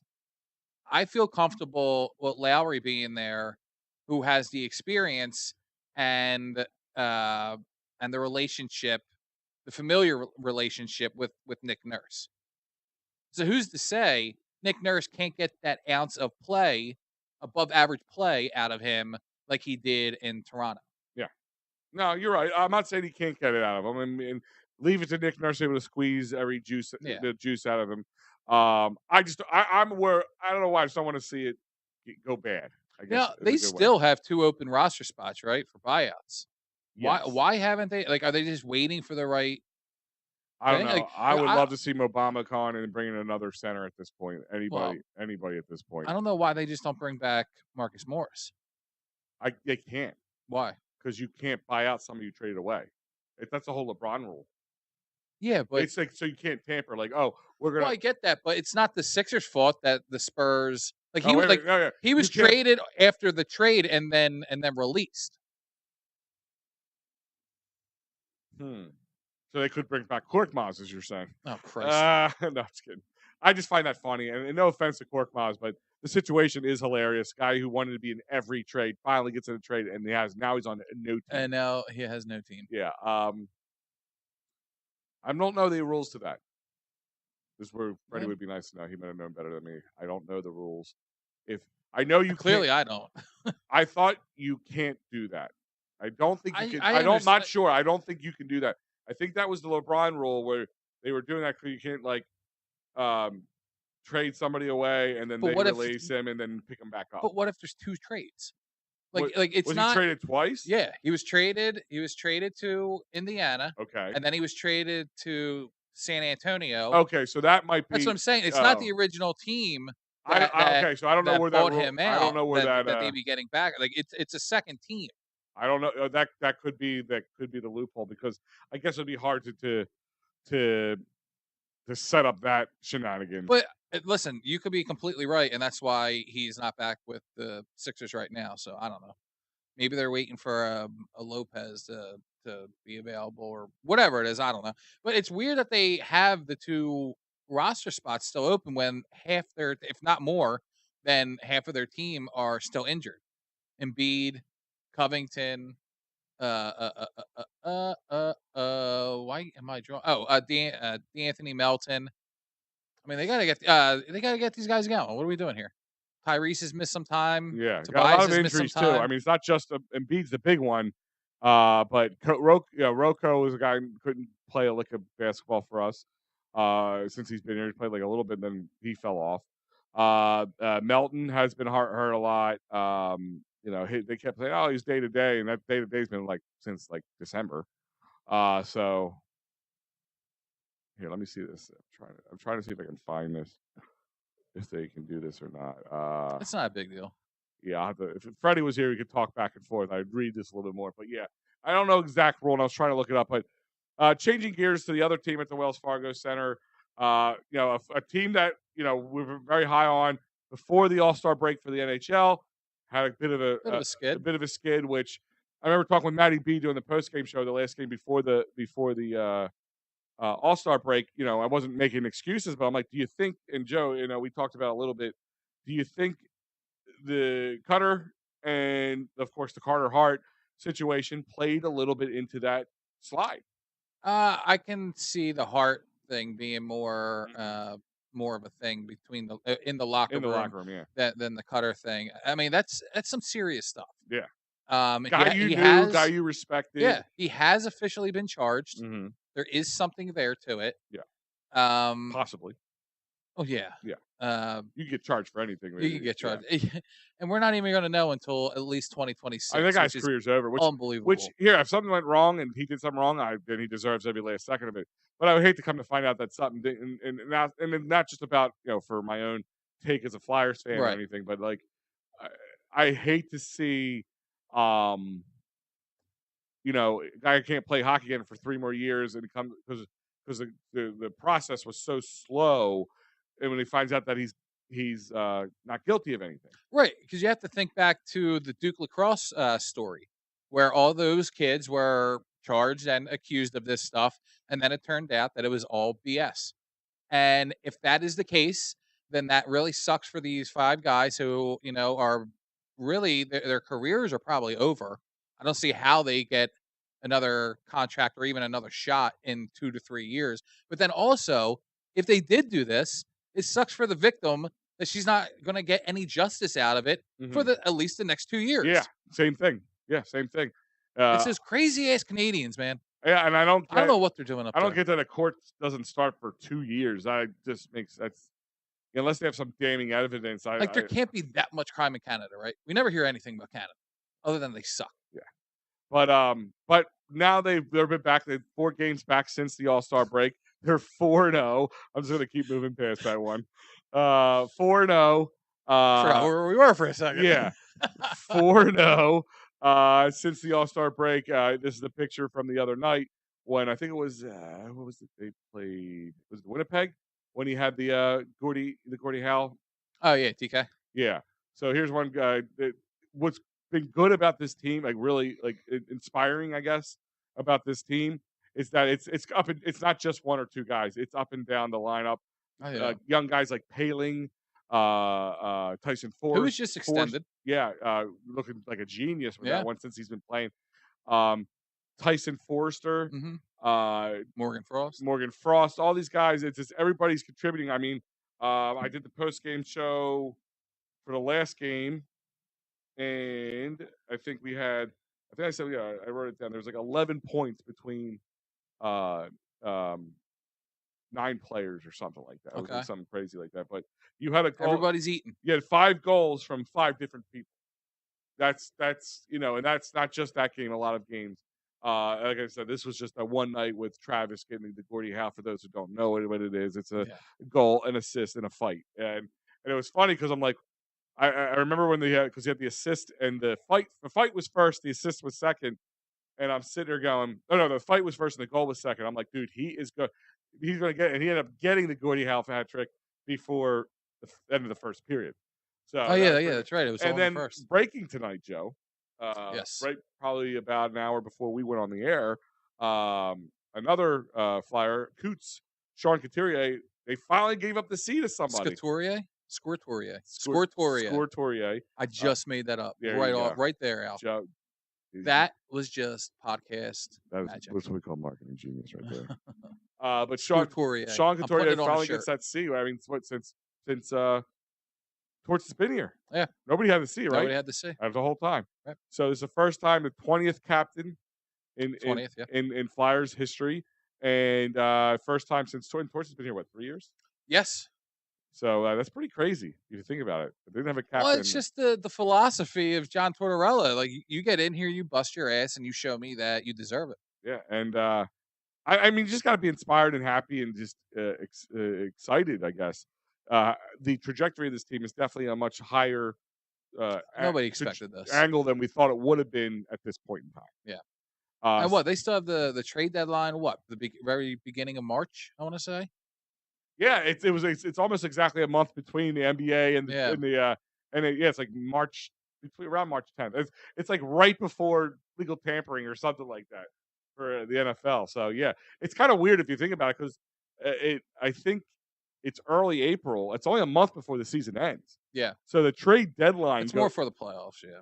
Yeah, because the playoffs can go away till late June. It's insane. Just pretty crazy. It's insane. It's 80, 90 degrees out, and here we are watching a nice sport. Yeah. So Flyers are just doing really well. And bringing us to our last topic, of course, fighting Phils. It is not just Love Day or Valentine's Day, whatever day you want to call it. It's pitchers and catchers, Joe. Today, for my household, is pitchers and catchers day. Yeah. And that's according to my wife as well. All right, let's talk about that for a second. Your wife, pro, doesn't care. Valentine's Couldn't care less. Couldn't care less. I'll tell you right now, like, my wife hates flowers. We're dieting right now, me and her, so no candy wanted. I did get Lex some candy. And so I got a kick out of people from work for this one, but I don't think my wife found it as amusing. Shocker. As other people. I know, guys, it's really hard to believe, but I sometimes get myself in trouble. This, for anybody who doesn't know me, I know, shock. Again, shocker. So I bought her a Valentine's Day card, right? So I like to find the humorous ones and then make a nice little love note in there. So my wife, as many wives think, I don't pay attention. I don't pay. Shocker. But I do. Actually, the funny thing is I pay attention to everything. You're going to sit here, look me dead in the eye, and tell me that you have paid attention to what has been going on across from you all show. I have one little blip when I was looking at something. There's been 3 or 4. Oh, that many. I can't wait for Fred to watch this show. Now you're acting like my wife.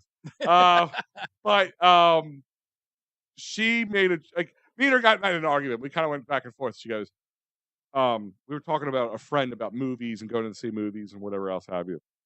And she goes, he goes, yeah, well, Al picks the movie all the time. And I'm like, and I look over at her and I said, when was the last time that you said to me, I want to go to this movie, and then I said to you, no, we're not going to see that movie? Right.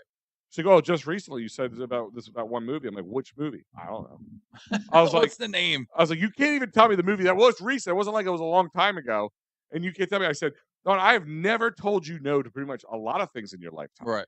I was like, I have sat through watching Hallmark crap for years on You end. do complain about the Hallmark list. Oh my god, Quite a lot. it's not even in that anymore, dude. It moves now from Christmas. They Oh, start yeah. playing again around Christmas and July. They just changed the Christmas ones to winter themed ones to spring. It's all the same movie, just at a different time of the year. But so as a joke, and a cute joke, I thought it was adorable, but she didn't. I went, I got the card, and I got a AMC gift card, and I put on there. I said, "You pick the movie, set the time and the date, and I'll watch whatever crap you want." And and Sounds fair to me. everybody else laughed. She didn't. I mean, that's what happens. Yeah. That's how it happens. All right, but it is pitchers and catchers day. It's officially baseball. It's officially back. And as you, I don't want to have the same conversation every year, but I'm going to do it anyway. This warms me up. I look at pictures like the one on the screen Oh, here yeah. of Florida, of the palm trees, and if you haven't been down to, was it Bright House? Daycare? Bright House? Bright It House changes every year. it's either Bright House or Baycare. I don't know if it's. I think it's Baycare now. I think it was Bright Yeah. House, now it's Baycare. It is mini Citizens Bank Park, and they make it look like that, like purposefully. Oh, yeah. Except for the outfield part, it's more like a tiki bar and all Right. that The stuff. Frenchies is But out like there. the paint job on the inside, like when you first walk in, you feel like mini CBP. Because you go to the other stadiums, they're just like college Well, stadiums. you've been to another stadium. Didn't you go to a This last year, when because we got to Florida early, and of course you can't check until 4. We got in at like 10:30 a.m. Yeah. So I rented a car from Tampa because Tampa and Clearwater are only about 15, 20 minutes away. Sure. If you just go to Clearwater, you don't need to rent a car. It's like that close. But Sarasota is where the Orioles play. And they were playing the Orioles that day in Sarasota, which is about an hour away. Okay. So I rented a car. We drove to Sarasota, caught the game. Game was over, drove back, checked into our hotel room. So that and like the many other parks around there are just small ballparks, Sure. like college style ballparks. But this is mini city CBP. It is just a cool thing. They do things right. If you haven't been there, get there, and it's cheap. And there's a lot of hotels really across the street that are not expensive.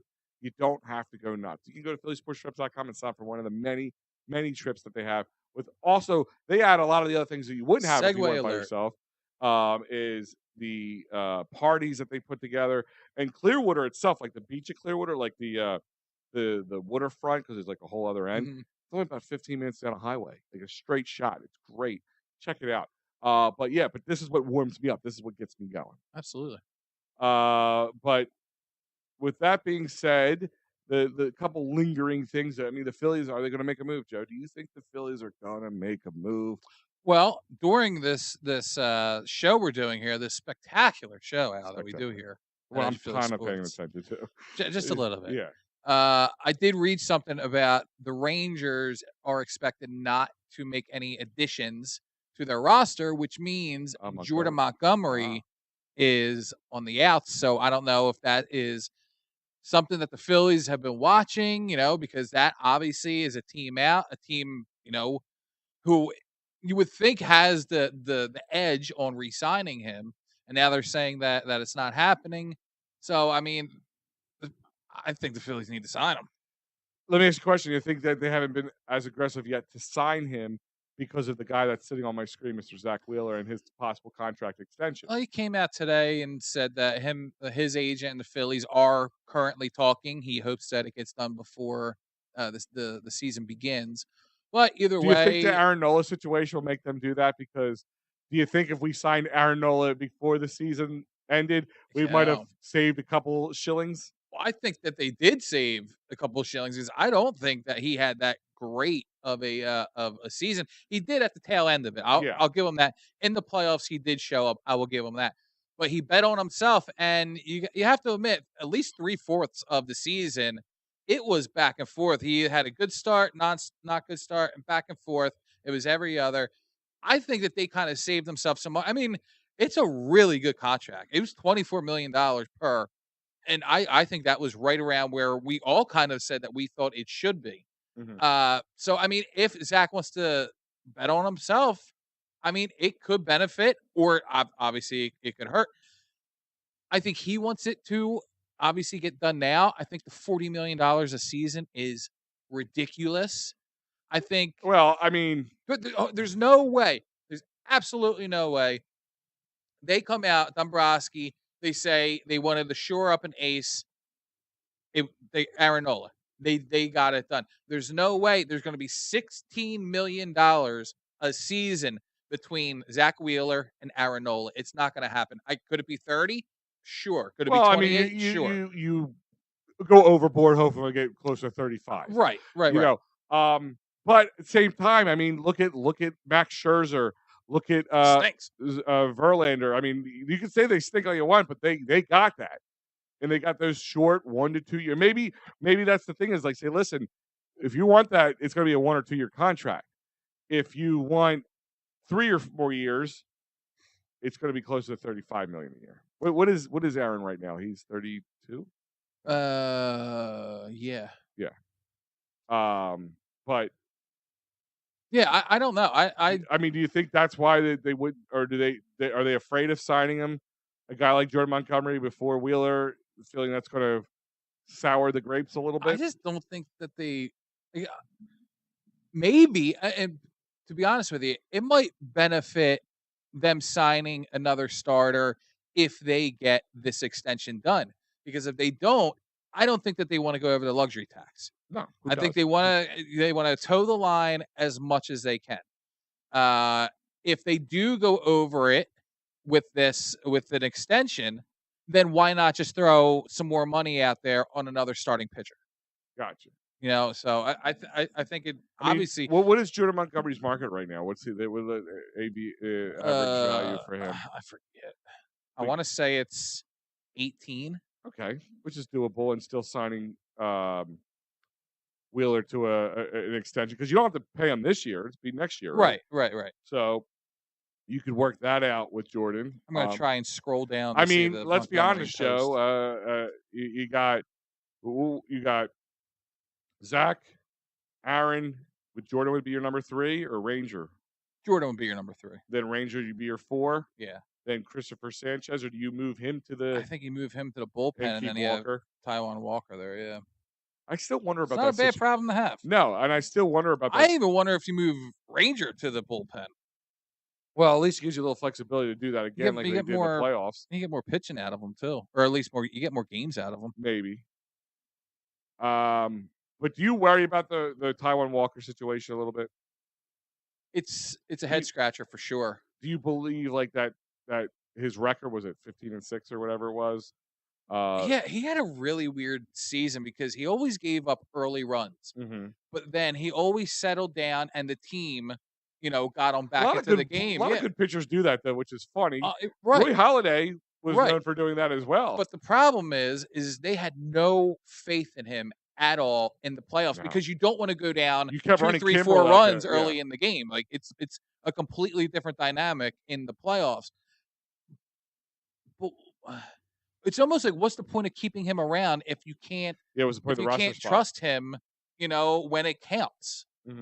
But they gave him a 4-year contract, so I mean, what are you going to do? No, and nobody's taking him for that money because they did pay well. I mean, it wasn't a cheap contract, so I still wonder about that situation a little bit. But anything else you want to add, Joe, before we? Yeah, briefly, just the Hassan Reddick. We didn't stuff. touch on that. I don't know how I forgot that. I must have skipped over that by accident. All right. Yeah, I just again, another guy who had a really weird season because he had 11 sacks. Yeah. Last year he had 16, I believe. I think it was 19 or 20, including the playoffs. Yeah. The beginning of the season, he had a cast on his arm. Once the cast came on is really when he really started ramping it up. So if you take the 3-4 games, whatever it was when he had a cast, give him another 2 sacks. That puts him, if you want to be generous, 3 sacks. That puts him at 13, 14 sacks for the season. Then you have to think about later in the season when they weren't having him coming off the edge, that they had him dropping back in coverage. Give him another sack there. That's 14 or 15 sacks. It's almost right at what he was last season. He's making $15 million this season. He's 29. He's about to hit that 30-year-old age that everybody looks down upon. The guy doesn't look like he's slowing down at all. What is the end game here? I understand that he maybe feels like he kind of took like a hometown discount to come to the Eagles, and now he's looking for an extension and get paid, but like that's not really how it happens. Like just because you took a contract that you agreed to doesn't mean that when you are ready for the extension and more money that they're just gonna hop to it and say, okay, here's the check. So what does Howie do? He says, "Okay, tell your agent, go out and start to seek." And I think it's really smart on Howie's part because now they're going to go out, and you have to imagine that they're already making phone calls to other teams, and they're seeing what the market is out there for him. He's probably not going to get the 20-25 million, maybe close to 20. What's he making now? He's making 15. 15. He's not going to get the 25 million that he's probably looking at Would you some of pay the him other. 20? Would you put him up 5? I would put it, but here's the thing: is can't you just make it 15 million and then give him 5 million guaranteed? Like Yeah, I don't know because that seems to be always the loophole. But why would you just do that for everybody? And then the cap, maybe there's only a limit to you can do that too. So right, you can't fudge the system a little bit. right. But Hallie is playing this out like the market is not going to be there. And maybe that is, a little hard for, a hard pill for Hassan Reddick to swallow. But regardless, he's under contract for another season. Yeah. If it comes down to a trade, if he is going to hold out, I don't think he holds out. Then trade him. If you're He going to get a doesn't seem like second the guy round that'd pick, do that. if you're going to get a second round pick, that's fine. Because look at it this way: you can get a second round pick for him now, or he plays the last year of his contract and walks, and you get a third round comp pick for the following draft. So another thing that is interesting is I think it all comes down, and I say it's interesting, it's about whether they should pay him or not. And I think the Eagles should have a sense of this. What type of Vic Fangio defense are we going to get? Is it going to be more 3-4? Is it going to be more 4-3? Is it going to be a hybrid? I mean, is it going to be a majority? Because I don't expect him to be overly aggressive when it comes to the blitz. Is there a chance that even though the D line coach that they just says he's not dropping back? Well, Vic Fangio has final say. So if they're going more 3-4, he's going to be lining back before linebackers, which means then they have to go out and get real good linebackers.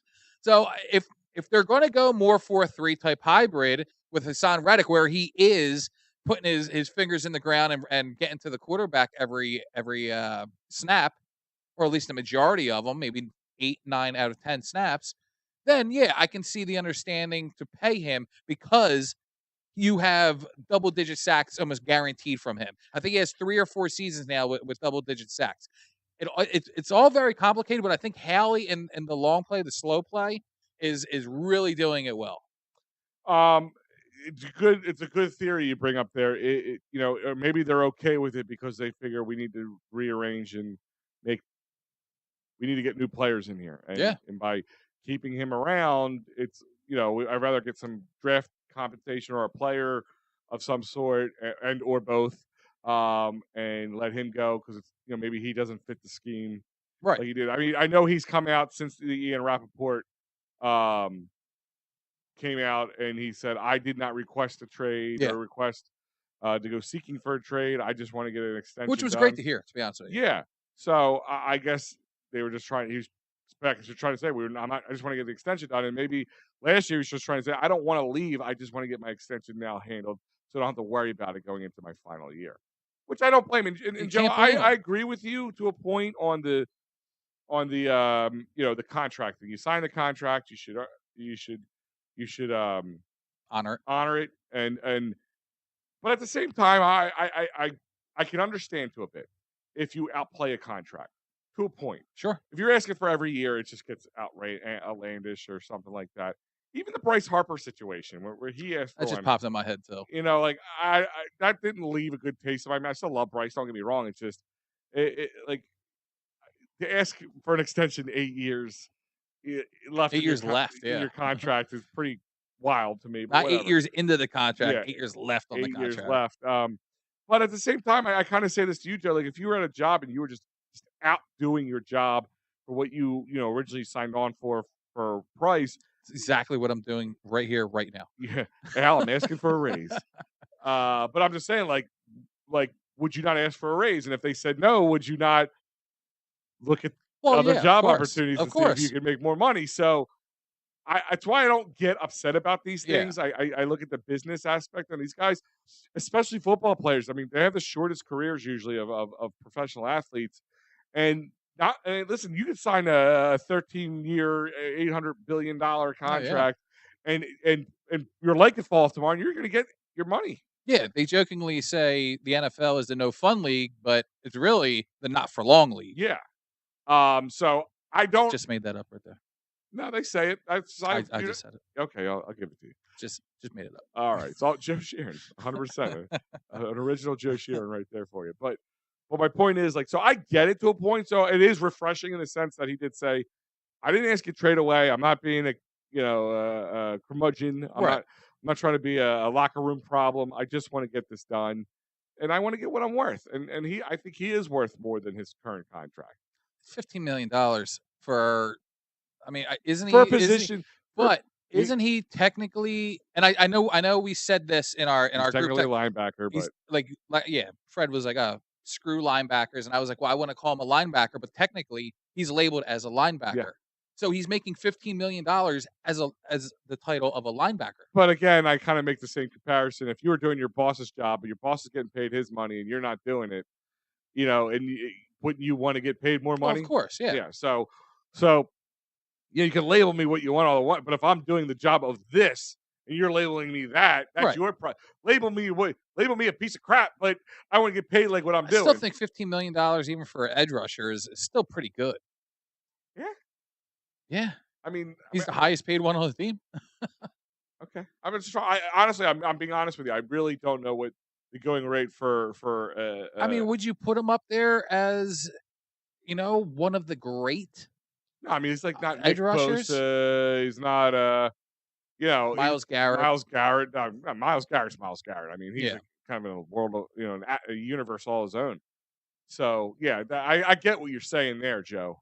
But And, yeah, I'm not taking anything away from him. I I'm love him. saying He's a great player. if he wants I'm just if he wants saying. almost double his pay, no, that's outright. Right.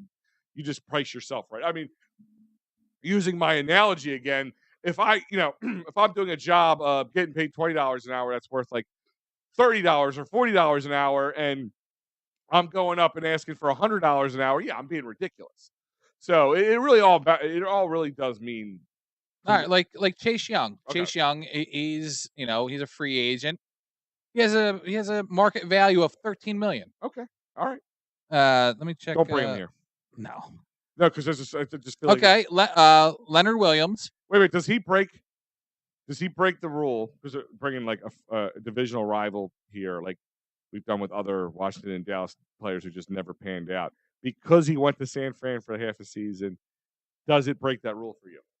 I don't You think now he's. want to kick the tires on Well, Chase Young. I don't think Chase Young is that good. He was almost benched for the Super Bowl.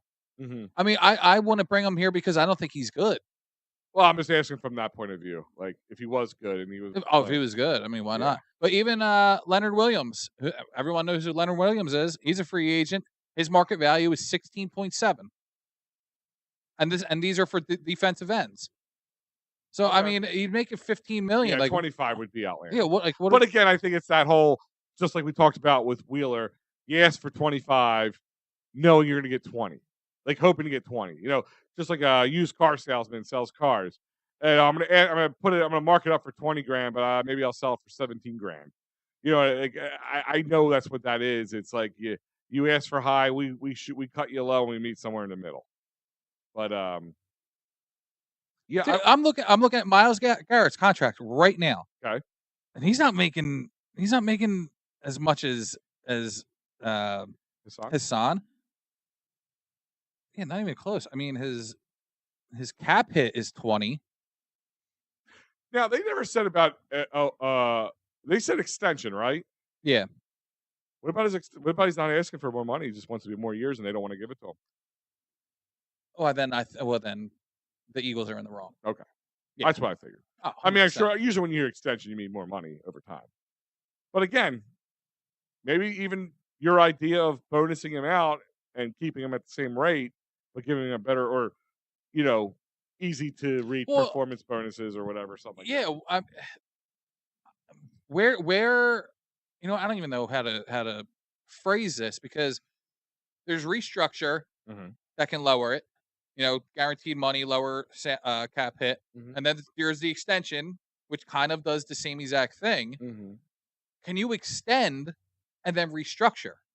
Yeah, they did that with Lane Johnson. They did that with everybody. You could like in the Yeah. same year of an extension, you Oh, can in the same in the exact same year? yeah, can they I extend don't know. him and then restructure Didn't they do that to, like they did that with Zach because Ertz a couple times, like, they extended the contracts, gave him that more guaranteed money, and then they've how many times has Howie rearranged oh, I Lane know that. Johnson's He's contract? an absolute wizard when it But comes I'm to just it. saying, like, he's done it, like, one year after the other to guys.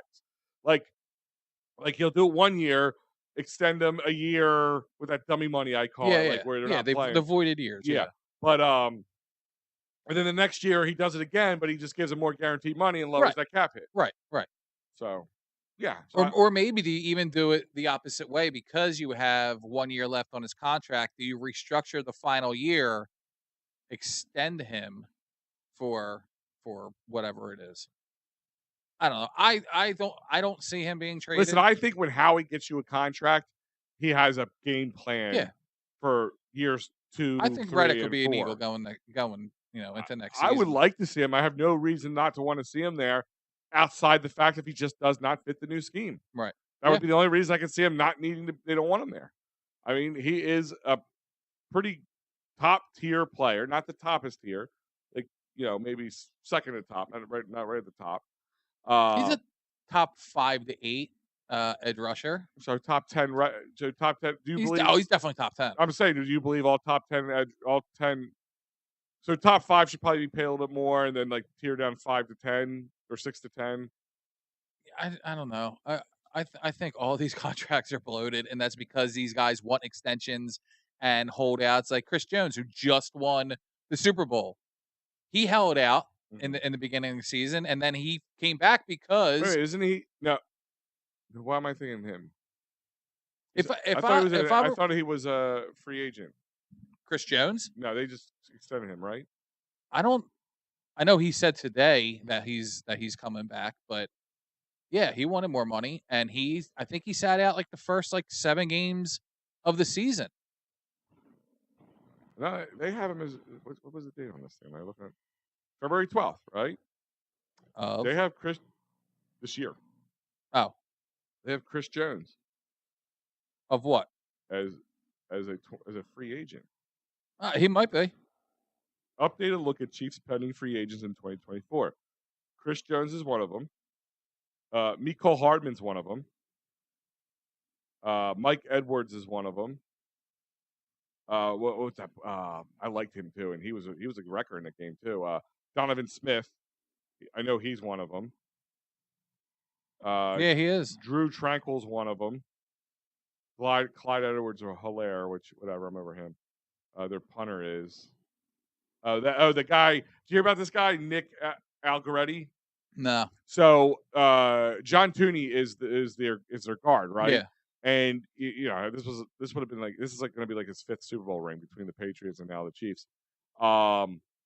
He couldn't play, so he was their backup. It's almost like a Vitae situation. Right. He had to play for him, and he didn't have a great first half. In the second half, he played much better. He's a free agent.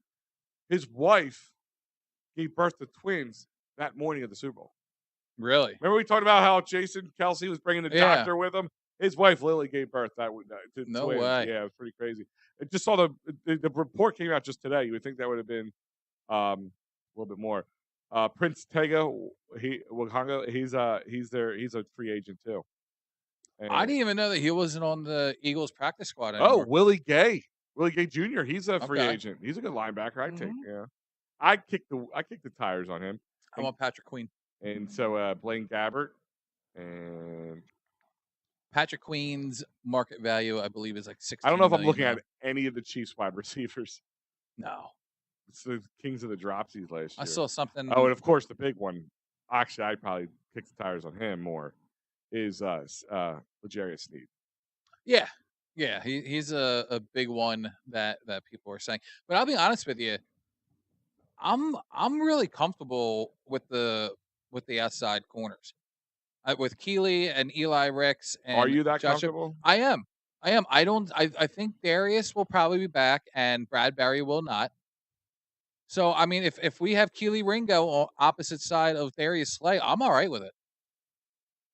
I think Eli Ricks played a bunch of slot. We don't know what's going to happen with Avonte Maddox. I personally think that they should cut him. It'll save like $13 million.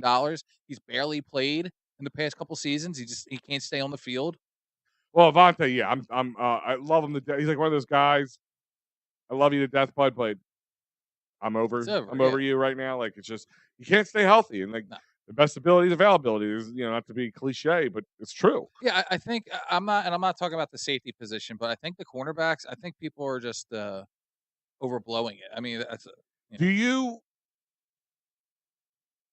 do you think there's a possibility? Oh, you know what? Just to back up my Keely Ringo theory is the Eagles don't have a third round draft pick this draft coming up Yeah, because they traded it to move up in the fourth last year to get Keely Ringo. yeah. They're not putting compensation out like that and don't have a plan to use this guy. I'm not saying I don't have a plan to use him. I'm asking, do you feel that he could be not just more than just a serviceable, a I starter? do. Okay, I do. and I'm not saying you're wrong.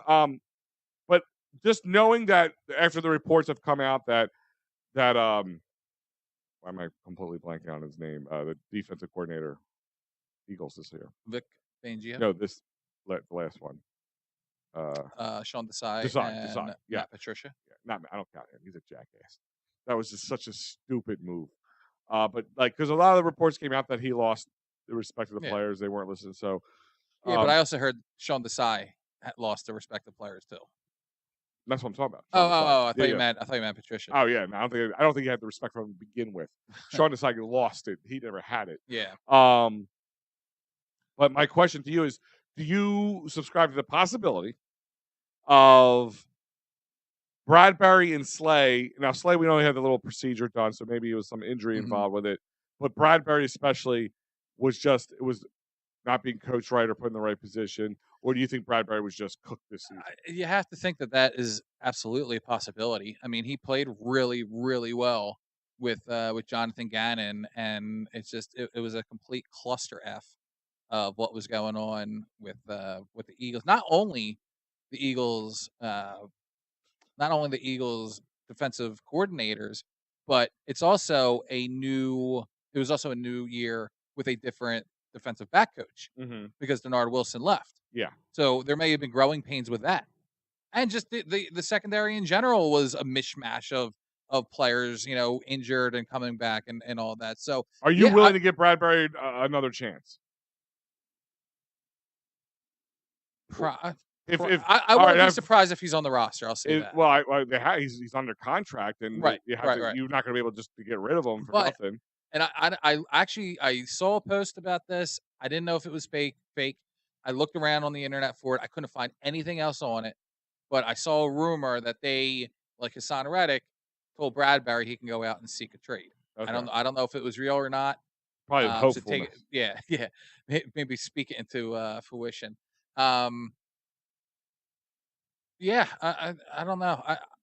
It's it's it's really confusing to see Bradbury his play in a Super Bowl appearance type of season to just what the hell happened last season. There's no explanation to it, or maybe there is. Maybe what I just said is the explanation. But you just have to. Here's the thing: he can only get better, right? Uh, or he could not get better at all and just be the crap as he was and be complete I turnstile. mean, I keep seeing things, mock trades for Patrick Surtain. We know the Broncos That's going to cost. are hearing offers. Oh, I totally agree. And here's my thing. Would you give away a first round or second round pick for him? Here's my thing: is I see mock drafts again. I take the stuff with a grain of salt, but I see mock drafts at 22. The Eagles take a corner. Well, if you're taking a corner, why wouldn't you just trade that first round pick for Patrick Surtain, who's like 24 or 25 and has history with Vic Fangio That's right. and the defensive defensive backs coach that's there now. So why wouldn't why? So yes, I would Would you trade. do almost like an AJ Brown type situation, one for one? The pick for the player. Right. You would do that? Yeah. Okay. Well, I think it would be more than that. It might be Darius Slay and a first round pick for Patrick Surtain. I'm doing it. Do Bradbury in there? There you go. I don't know. Yeah. Well, You want our if they're crap? trading We'll give away it to you. Slay to get Surtain, I'd be fine with them keeping Bradbury. Okay. Because they have the other guys who I would be comfortable playing in place of Bradbury, to where if he starts to, really S the bed, then Akili Ringo can, take his position. Well, there'll be a lot of draft coverage coming out of here at EoP. A lot of if scenarios, a lot of mock drafts already hitting the ground. So it'll be interesting to see how this plays out. Yeah. And as we creep closer to that legal tampering deadline, which I still love, I love the term legal I tampering, know. and I love the fact that it's like, We'll know about it days why don't before you it's just illegal. make it just move it up a couple days? It's the same thing. I mean, they're going to start making some moves. They signed a defensive end today. Don't ask me his name. I can't remember it. And even if I did, don't think I'd be able to pronounce it. I just know he was a 3rd round draft pick from the Detroit Lions back in the 2020 draft, and he actually has some pretty good numbers. Oh, Julian Okara. Yeah. Okwara? I don't know. Okara? I don't know. He's the dude from the Lions, right? Yeah, yeah. Oh, okay. I don't even know how they signed him today. Like, how's that work? Yeah. I have no idea. Let me see how they tell you. Signed former Detroit. So he's a former. So he's probably a free agent. I guess. Like he's not under contract with anybody right now. That's probably what it was. Yeah, he was cut by the Lions in 2023. Okay, if he was cut by them, yeah, he was earlier. cut by the Lions in 2023. Signed back to the practice. So does squad. that make it like a futures type of contract? Well, it says he was signed back to their practice squad. He was not elevated in any of the Lions playoff games, and when the season ended, and Okara's practice squad contract expired, the Lions opted not to sign him. So technically, they didn't sign him to a futures deal, making him an available free agent to sign immediately. Okay, that's the exact according to the it's a Lions the SB Nation's Pride of Detroit website. Yeah, the Eagles have a path to have about $40 to $50 million available, so they're going to be wheeling and dealing. We're going to start seeing some stuff go. And Jason Kelce said he'll let the team know within the next couple of weeks if he's coming back or not. Honestly, this is the one part where I love Jason. And it's hard for me to ever find anything wrong with him, but I honestly feel like it's very close to free agency at this point. Well, that's exactly what happened last year. I know, but I'm just saying, like, I don't like that. In fact, I think it was like 4 or 5 days in the free agency. Here's my thing: is he said he was coming back. He's been partying. It's not like they played. At least last year, he played all the way up to the Super Bowl, right? And then only gave him a few weeks to make a decision. They've been out since mid-January, so he's been out for a month. True. He's been out for a month now. He's been partying and having a good time. And honestly, this is not me being a jerk, but I think he should make a decision by next week. I don't think he's coming back. Yeah. Yeah, because I remember he said he had something with his knee. He had an injury with his knee, and he was playing with it during the season, and it didn't sound like it was like, oh, I have to have this this injury gone by the time like OTAs and stuff like that come up.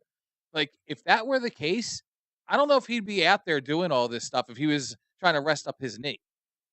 Like, if he's not worried to get back to playing condition, well, then he wouldn't be out there in Vegas for a full week, gambling, drinking, luchador dancing. Maybe it's just a rest thing, and not resting till he has a leg up. You see that dancing at the after party? I get what you're saying. Shouldn't he be off that knee if he's worrying about it? It depends on how there's one thing between doing football workouts and just hanging out and jumping around and acting like a goof. Right.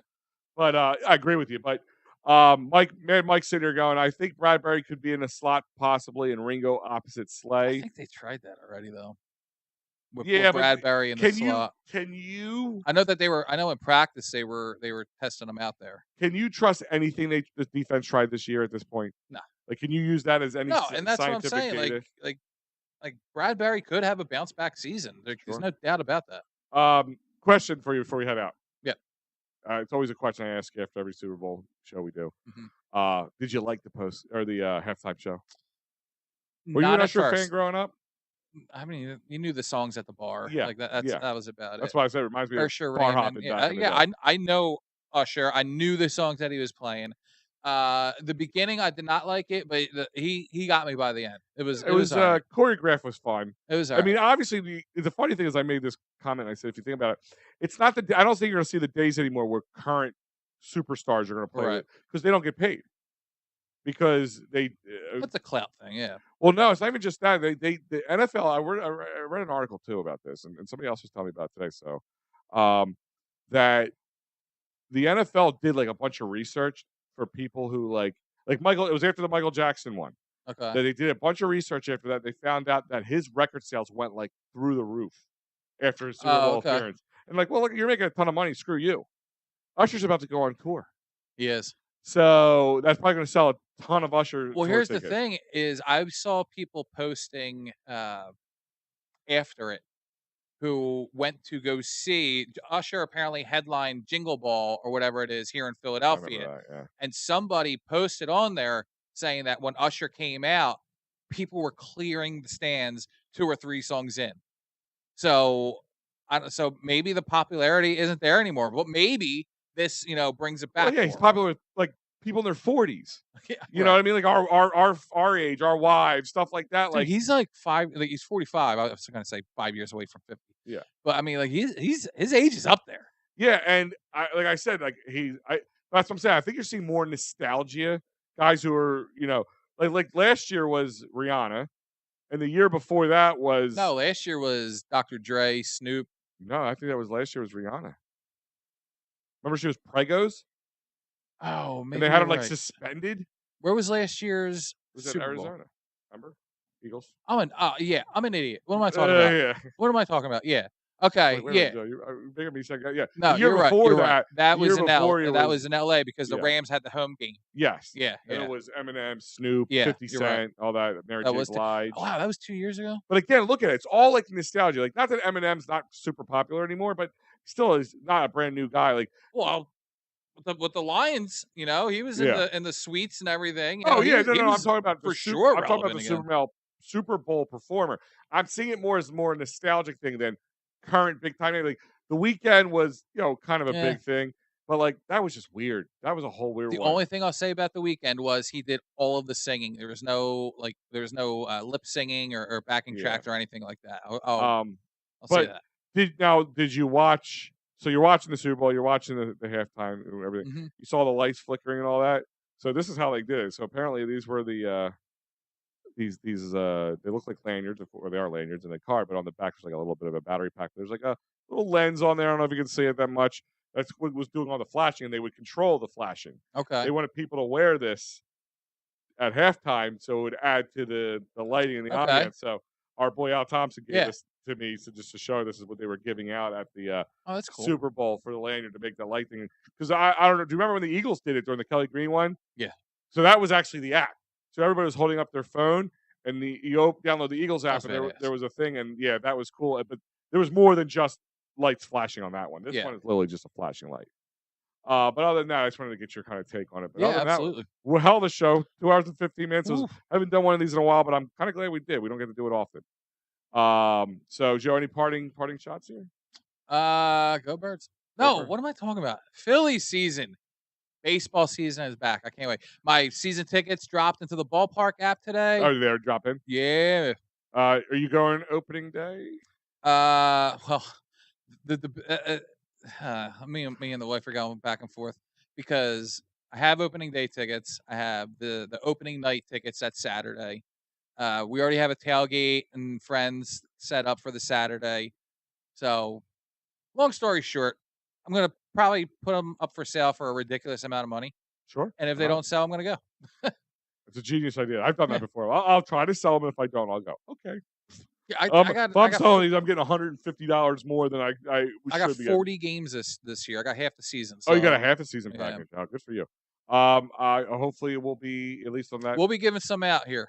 Yeah, and hopefully that Thursday Oh yeah. or Saturday I'll be in coverage. So Oh cool. yeah, so we'll be all taking care of that. So stay tuned to EOP Sports, EOPsports.com. Check out the newsletter. Every Friday we put that out with all the shows that you missed, articles that are out there. Read all the great articles, are up to date as always. Check out our YouTube page, Facebook, Instagram, TikTok.